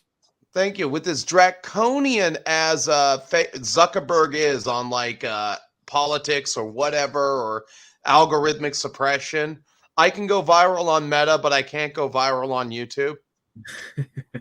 You know, like I'm really that far on the naughty list for being a non-partnered channel, for doing basically nothing, just kind of calling it like I see it. I am basically got the boot of YouTube on the back of my neck for almost no reason that I can see. I mean, shit. At least you got monetized on YouTube, didn't you? You're over No, 1,000. I'm not. If you see a commercial on any one of my videos, which I've been told that people have seen some of them on my painting videos that I've done, like my Roman one is seeded with ads for some reason. Really? Yeah, I have never been monetized on YouTube because I figured if you take the monetizing dollars, you know, then you have to watch your mouth and you're not, you know. So I'm like, here, I won't be monetized, you know. I never partnered. I mean, you Never got enough partnered. to do it though, right? Oh, I've You got got, like, you only need 15. 1,000 subs to be monetized, but you know, Yeah. I mean, is it really is it really worth it? To me, it's not. You know, when I hate their choice in ads so much. It's like, Yeah. you know, I mean, I'm a full grown man and I have to watch a tampon commercial to watch. That is so I got weird you because the beat only ad I today. get, I got really you only beat get one today. ad right now. It's the Check same this out. ad. I saw a pocket pussy ad, no lie, on YouTube today. What? What Yes. the hell? Exactly. No, Mel saw it. I was watching a damn like video game, you know, playthrough or some shit, and boom, get the Love Deluxe, and blah, blah, blah, blah. I'm just like, what? Okay. You know me so well. Yeah, there. No, but I'm just you know, like, what? I thought they there's had a no big rhyme or policy reason against to it at all. I watch Weird. some. You know, when I'm doing my prepper stint, you know, watching different videos like Frogman Tactical and stuff. I watch a lot of shit that's done by you know, veteran spec ops and Navy SEALs and stuff. And to see a Bud Light or a trainee makeup commercial pop up in the middle of their stream is just fucking hilarious. And if they only knew, man, I mean, of all the places for it not to be, I think YouTube does that shit on purpose. Yeah, the Good only mind. ad I'm getting is for the new movie Lady Ballers. That's the only commercial I have seen in a week. And I laugh my ass off every time I see it. You know, not gonna, you know, pay money to see it. It looks funny, but you know, I'm not gonna pay for it. That's really, really kind of weird. Yeah, L, that works if you've got definitely have all to that stuff turned rumble a on. little more. But like for me, I turn all that shit off so they can't track what I'm doing. Oh yeah. So they have no idea. So it's just completely random. Whatever today's cultural trend is, those are the ads I see. But it's funny you mentioned the pocket pussy. I've seen ads for like OnlyFans girls and everything on YouTube and shit like that. Like, Really? oh, like, are you kidding me? And it's like, okay, so they're scraping the bottom of the barrel. They're that desperate for money that they would try to sell something like that on, and they're the ones who are like, oh, we need to protect the children and everything. Yeah, no shit. You know, I mean, I don't care about the ad. It wasn't offensive. It was just I'd never seen a section. I've seen like, man, you know, like here's a electric razor that you can use your private parts or some bullshit, something like that. But I've never seen a sexual commercial for YouTube. Yeah, before. no, That is bizarre. Next time should that not comes be on, I find a happening. way to record it. I'll have to see if I can record it, or at least I'll get a screenshot of it or something if I'm on my. Well, computer. you ought to be able to. You would think maybe it would come back up on your watch history, right? Be the same ad, same channel, same show. Oh yeah, I could try to. Let me see. Yeah, you guys. Ads don't show up in your watch history per se. Oh, No? No, but if you But- watch the same video, there's a chance they might do it. I don't know. Yeah, I don't know either. That's just I'm knocking on a little wood. At least my ad blocker is working. So Yeah, we just hit 730 subs today. So Right on. someday getting to that 1,000, being monetized, it all go into Jackie's college fund. So oh yeah. That would be nice, to get there. But that's probably a long way off. But you never know. Maybe I should look into Rumble more often. I honestly haven't gone on Rumble in probably like a week. Just been really busy with the holidays and stuff. But 13,000, that's freaking incredible, dude. Awesome, I mean, you dude. deserve it. You put out solid stuff. Why the heck How not? long you been on? Diver, how long you I've been on YouTube? Okay, I started doing YouTube seriously, like taking it somewhat serious in 2018. Oh, okay, you've been on a while. I've been on a while. I was just like fooling around and I didn't know how to make a video. I didn't know how to do a lot of things until I'll officially say I started YouTube in 2018 is when I really officially started, but I've been on since 2015. Because you were doing that specific Kings of War? Is that what you were doing originally? Yeah, that's what I was doing was Kings of War. And then I found out that the people who play Kings of War don't like the people who are making YouTube videos for Kings of War. Gotcha. That's unfortunate. I bet that's changed though. I know a lot of people. I know James L, our good friend in Australia. He and GM's Alcove love that stuff. I can't do fantasy war games like that. I just don't have the room, the time, or the players. 15 mil, I could probably get away with that. Yeah. I know. I the thing with my channel, it's such a small niche, of our hobby that a lot of people don't do the. I don't think so, Brian. I really don't. I think it's actually got a lot of potential. Nerd's Nerd is a perfect example. Oh yeah, she's great. If someone like her is into that sort of thing, then there's going to be thousands of other people that are out there they just don't know. And let's face it, I didn't do YouTube until 3 years ago. I didn't watch it. I didn't know anything about it. Okay. And since I've been on YouTube, I have learned a crap ton of stuff, good and bad. And, now there's, all sorts of alternatives out there. I guarantee, I literally didn't know people were gaming online, that there were channels and videos and things like that. I was doing it solo with my group, for decades, not having a clue. If I knew what I know now, even 5 years ago, oh my God, things have been so different. But, everything happens for a reason, and I'm cool where we're at. I just want to see, my friends out there, Squirrel and Bo and Brian, folks like that. You guys should be way up there. It's just going to take a little more networking, a little more time. But if you guys keep doing your stuff, you will be a lot bigger than you've ever imagined. I think the big thing, and Mel tells me this all the time, is like, I do this because this is what I want to do. It's my hobby thing, right? And she's like, well, maybe we shouldn't have the videos so long. I'm like, yeah, but you can't see what happens. That's another thing, My Instagram videos of me at work just explaining chaining down they're never more than a minute, and the attention spans of people have gone away these days and everything, it's all sound bites, it's all clips, You know, if you can hold on to somebody for 15 minutes, I mean, that's really good. I just don't know the YouTube algorithm anymore. I mean, I will say that, you know, like I've taken my ball to a certain extent and I've gone home and it's like, okay, I'm going to use YouTube as my mouthpiece, you know, but I'm going to put a lot more effort on Rumble because that's where I'm seeing growth. I mean, yeah, you are. I mean, I saw your numbers just today. You're getting up there, dude, quick. I mean, it's not your YouTube, but I mean, you're getting there. It's growing, and you've only been on there steady for what, a couple months? Most of the, let's see, I think I started doing Rumble in the summer. Okay. I started mirroring all my content this summer.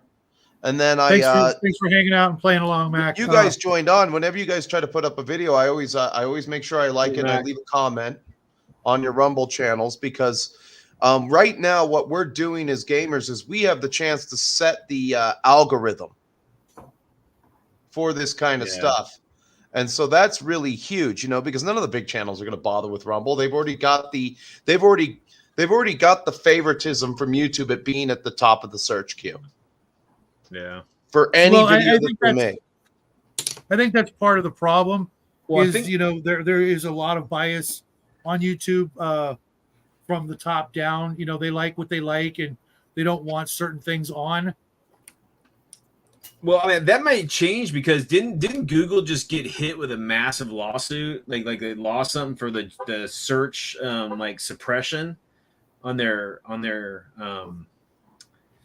you know, they're suppressing certain shit on their search engines. That might work itself into like freedom of speech kind of things on these platforms, possibly. Could. It should. Yeah, we're never doing those things. We you know, we are who we are. We're going to stay, you know, when it's just Jackie and I on the screen, you know, we're going to be family friendly. We're going to do things, but we made the horrendous sin of starting our channel with a big old American flag in the background as we did our videos. We had no other, you know, idea for a backdrop. You know, we didn't know what we were doing, and you know, that's haunted us for many a year. But you know, once I started beating you guys and you know, people like Legion of Myth and Bruce Lombardo and guys like that who shouted us out, you know, from the mountaintops, you know, we've done pretty good for, you know, essentially, you know, we've been at it for 3 years, but the first year it was just us. The second and third year we're on now, hanging out with all you guys. Percy has made a huge difference to you know, what we've been able to, you know, accomplish and the people we've been able to reach and you know, the friends we've made over the years. That alone has been worth the price of admission. But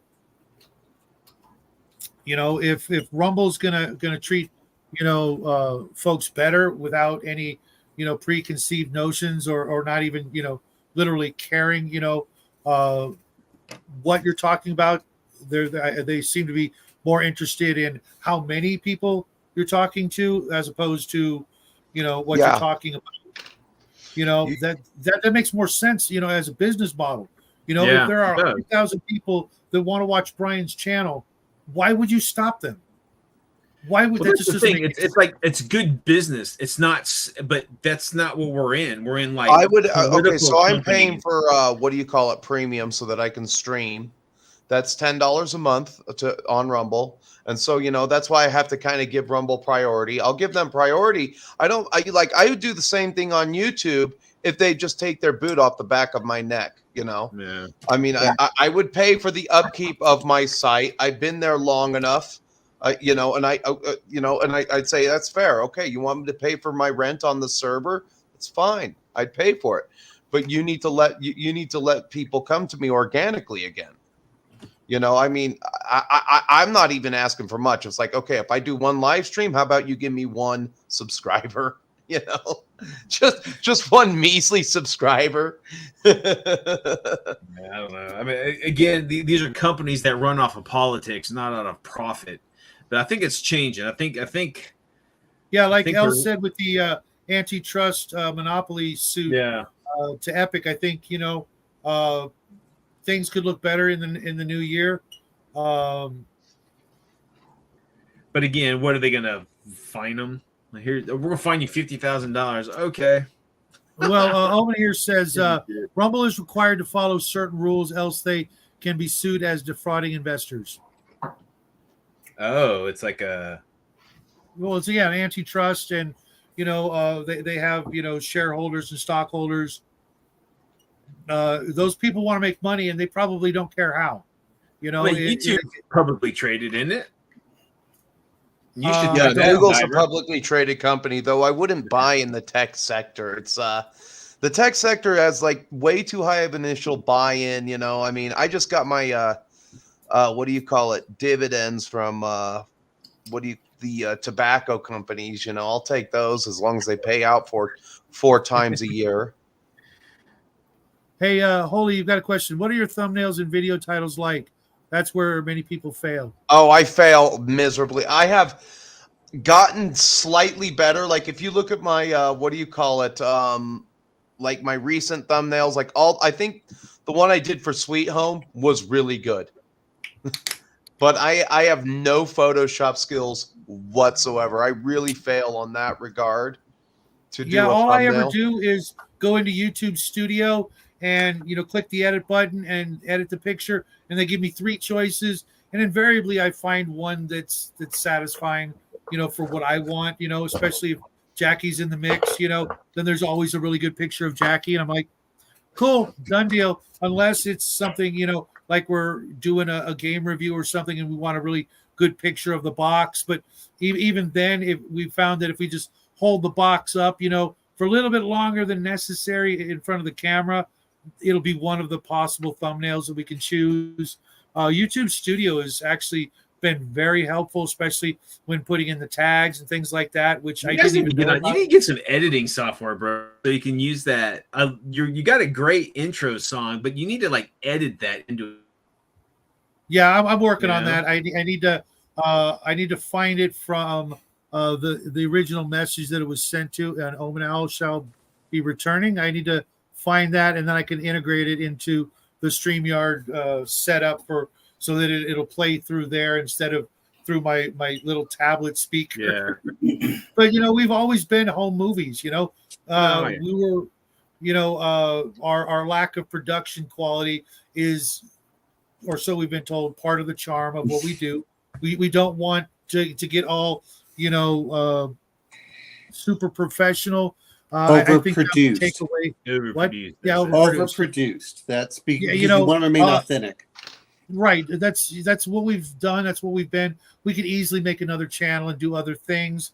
Although the way Squirrel does his videos, perfect, dude.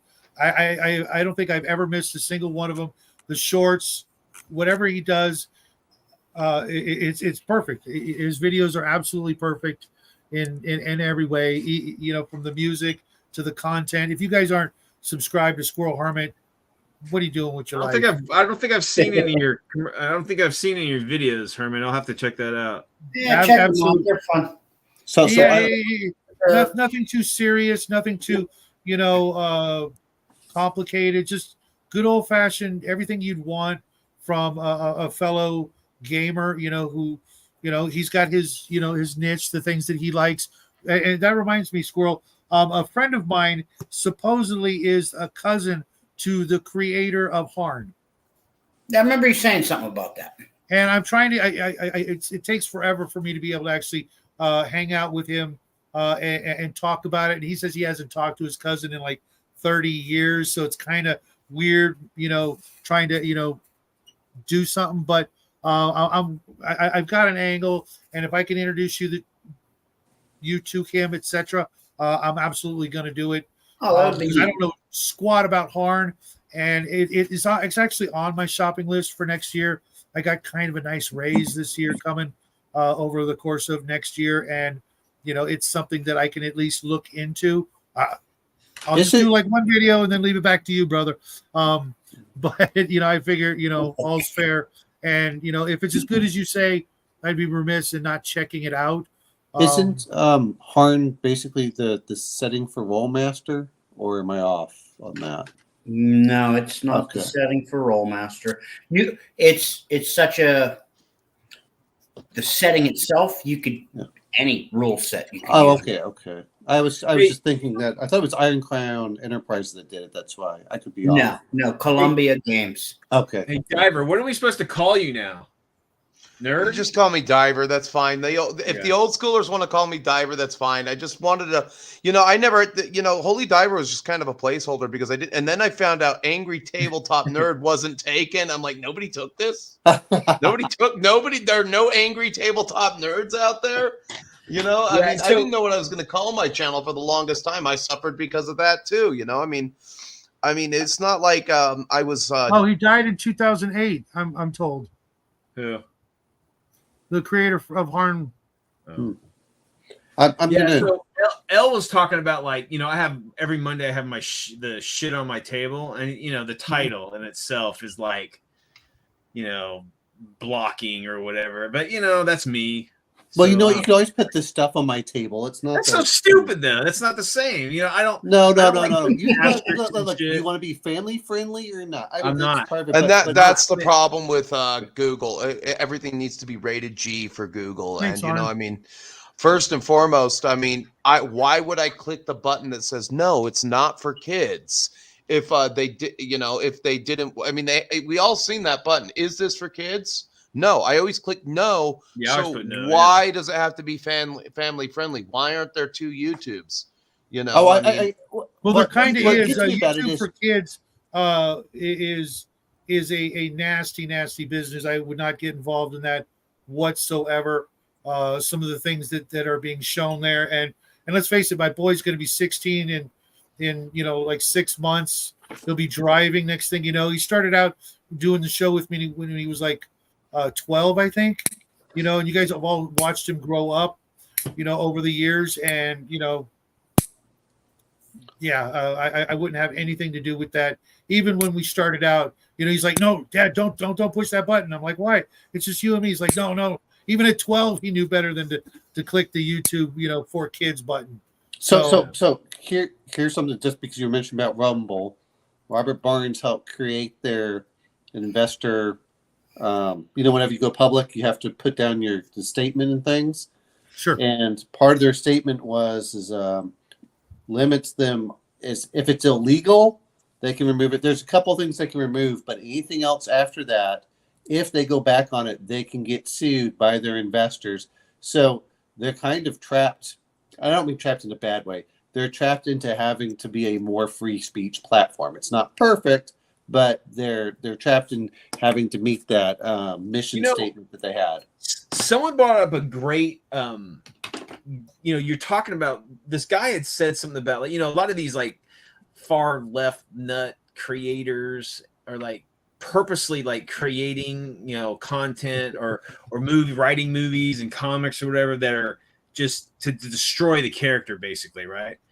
Awesome, wouldn't that be a breach of contract? Because Marvel is a publicly traded company. Marvel was put up by Disney is the problem. Well, that's the thing. It's that's right. In a real corporation, they would say you can't produce shit that you purposely are writing that the fans are not going to buy, because that would be detrimental against the fucking stockholders. You can't do that shit. But again, we don't live in a world of corporations making money. It's corporations pushing agendas. Well, no. See, you have to understand, when we talk about DI and BlackRock, is the CEO is required to keep the stock up, whether they like it or not. And BlackRock is determining what they have, so they're afraid of that. Now, that said, I'm getting way into the weeds for this, because this is what I follow besides RPGs, is if you look at what's going on with, is it Pellets or something like that, he's trying to do a hostile takeover and become a member on the board and kicking Iger out. And they're doing desperately everything that they can. So there is a lawsuit going on. Now, I'll tell you this much, and I like listening to, I think it's Legal Mindset, talking about the Reedy Creek stuff. I'm like, holy crap, how the world people are not going to jail over that. Because Disney was basically defrauding the people of Reedy Creek. And, when DeSantis removed that special exemption, number one is, has anyone seen the video that Walt Disney put out to get the Reedy Creek special district. I mean, it's like futuristic.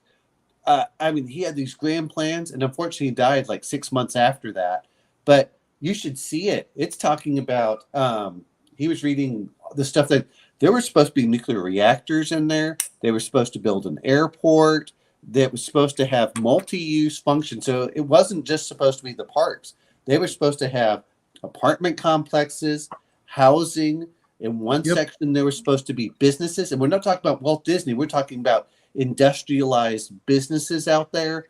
Shawner did a big old video on that back in the day when he was still speaking to us about that. I guess his dad helped work on parts of that. Yeah, it was supposed to be it was amazing. The future that we were promised, and our politicians and corporation of it has failed to give to us. But imagine if Walt Disney had been able to, let's say that Walt Disney had been a slightly younger man and lived for another 10 or 15 years, that would have been amazing. Maybe it would have failed, but holy crap, it would have been amazing to see what they would have at least tried to do. And not that you have to like Elon Musk. Elon Musk is very similar as far as visionary outlook of this is what I'm going to do, and we want you to buy into that. Do I always agree these people are perfectly ethical? Nope. But at least there's a vision for a better future in the world rather than this, hey, we're going to make you suffer and you have to live a lower standard of living and humans are bad and there are too many of you and we got to put the Georgia Guidestones up just to let you know what we're going to be doing with our lives, kind of thing. It's like, yeah. But anyway, sorry for bringing that down, but it's always good to have multiple platforms, and hopefully as Disney stocks tanks, as Hasbro, Hasbro just lost 20% of its employees, and they've lost. Oh, I really wish I had shorted the stock. I knew I should have shorted the stock a year ago. If I had bought $5,000 worth of that stock, and shorted it, I'd be making some good money right now. Well, I know that isn't Hasbro laying off a bunch of people like this month. You have to 1,100 people. But I mean, you have to. Disney is doing the same thing. Like you're talking about with Marvel. One is they're not selling, and to be fair, Disney's making almost no money off the comic books. They never were. Yeah. They make their money off the IP in the movies. Well, now, and this is what I heard with the Miles Morales and stuff, is certain characters belong to the original comic book creators. Ramita's family just won a big thing against Marvel. Oh, well, the same thing that they have complaints with Superman, and that's sometimes why they're trying to change them enough and giving them these new names. Yeah, you're Spider-Man, but you're different, so that's not under the copyright. And so some of that while they're destroying those, that's kind of intentional in the fact that they want to create their own IP that they can control rather than having to pay someone else royalties. Yep. And that's sad because you'd make more money if you actually worked in collaboration, like you did during the 2000s. Yeah, to this day, I can't believe why would Disney buy the rights to Aliens and Predator? Oh my God, yeah. When they don't do rated R, they're a company that is family oriented. Last time I checked, if they show any chest burster, that's a rated R. That's like one flag towards rated R. They had to cut that part out in the first AVP to get a PG-13 because again, we need to have the 13-year-olds sci-fi fans come in and watch this movie, Well, here's the other part too, is years ago, Disney had an R-rated film, but it was called Touchstone. It wasn't called Disney. Yeah. And so it's not that they don't have other stuff to do out there. It's just like, I don't know if you've been hearing about the fights in Deadpool 3. They're talking about Ryan Reynolds has to fight because what they want to do is they want to do all the cameos. They're not allowed to make fun of Disney. That's what gets me. They are so thin-skinned that you're not allowed to make fun of Disney. And yet, when we watched like Family Guy and their Star Wars knockoffs, did you see how much they rip into Fox? They rip into Fox left and right, and that's what made it funny. It's like, oh, okay. But whoever, but they're so thin-skinned right now. They're threatening to sue over parody. That's going to go nowhere. That won't go anywhere. Yeah. Yeah, that's legally Nowhere. protected. Yeah. And there's so much. There's just so much like case law that is for it that there's no way they can fucking win. Well, that. It has to do with Larry Flint versus the people, or because Larry Flint was making fun of Jerry Falwell, and they said, "Well, it's a cartoon. Of course, we know it's not real." And yeah, but that's true. Oh no way, Grandma. Real quick, I was going to mention this earlier, but I recently discovered Sheena, Queen of the Jungle. Oh yeah, never heard of that before. I just in passing, but I started reading Kazar and some other comic books like that, and I'm like, whoa, what's this? So I picked up a bunch of those, and I'll be looking at some of the old golden age sort of era stuff like that. And then I saw the movie, and what's her name? Tanya Roberts, I think, who was in Beastmaster, played her, and I'm like, oh my god, she missed her calling. She could have ran that into the ground. You mean where she's completely naked in a PG film? Where your son would be like, ah. I didn't know. I knew she was, I think, topless in Beastmaster, but I didn't know anything about. No, it's full frontal, and it was in Sheena. But that tells you how bad the movie is. If you have to rely on gratuitous, it was not a good movie. No. But she looked the part. I saw her doing some of the stunts, and I'm like, all right, she's no, dainty little flower. She can hang, and I like that whole sort of, Tarzan and Kazar and that sort of, Edgar Rice Burroughs kind of theme stories. She was the first female superhero way before Wonder Woman and that sort of thing. And I'm like, whoa, wait a minute. The first I don't think she was the first female superhero. That's what I had heard. I could be wrong, but she preceded Wonder Woman by like 3 years or something like that.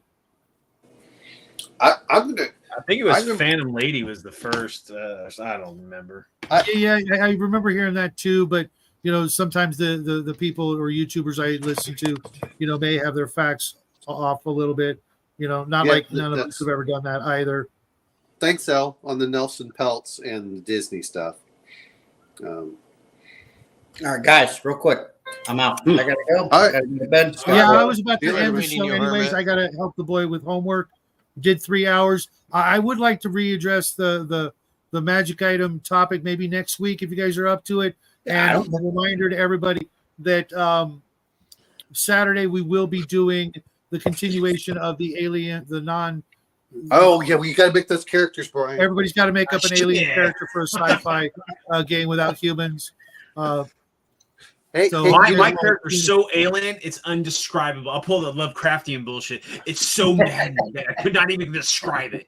So I'm not going to try. Hey, Brian, just simply say it looks like one of those aliens from Nemesis Retaliation, because that's when you were describing it. Is that what it was? I think that it's on GameFound. They just did. It was a $12 million crowdfunding thing, and of course my friend bought into it. The one that has 400 plus board games. That he's got from he has so many Kickstarters that that stuff he doesn't even remember all of them. They just magically appear at his door and he goes, oh yeah, I forgot I had done this. Must be nice. You guys weird. Take care, everybody. God bless. Merry Christmas. Thank you guys all Thanks for having up. Me HD, I will go over and start checking out more of your stuff, help you out. Everybody go out there and subscribe to Squirrel Hermit. He's a lot of fun. RPG Grandma as well. Brian, of course. And, until I see you guys, tomorrow? Have a great evening. Weird video game war game nerd. Yep. Absolutely. Subscribe to Brian. I want to see him catch up and pass us. He's been doing this longer, doing it harder. I've only been doing it for 3 years, Shadow. Oh, okay, fine. Then it's a race. First guy to get to 1,000. I got 250. I'm just messing with you. All right, everybody. Have a good night. Enjoy your meal, Omen. Good seeing you again, HD. Don't be a stranger, man. You're always welcome.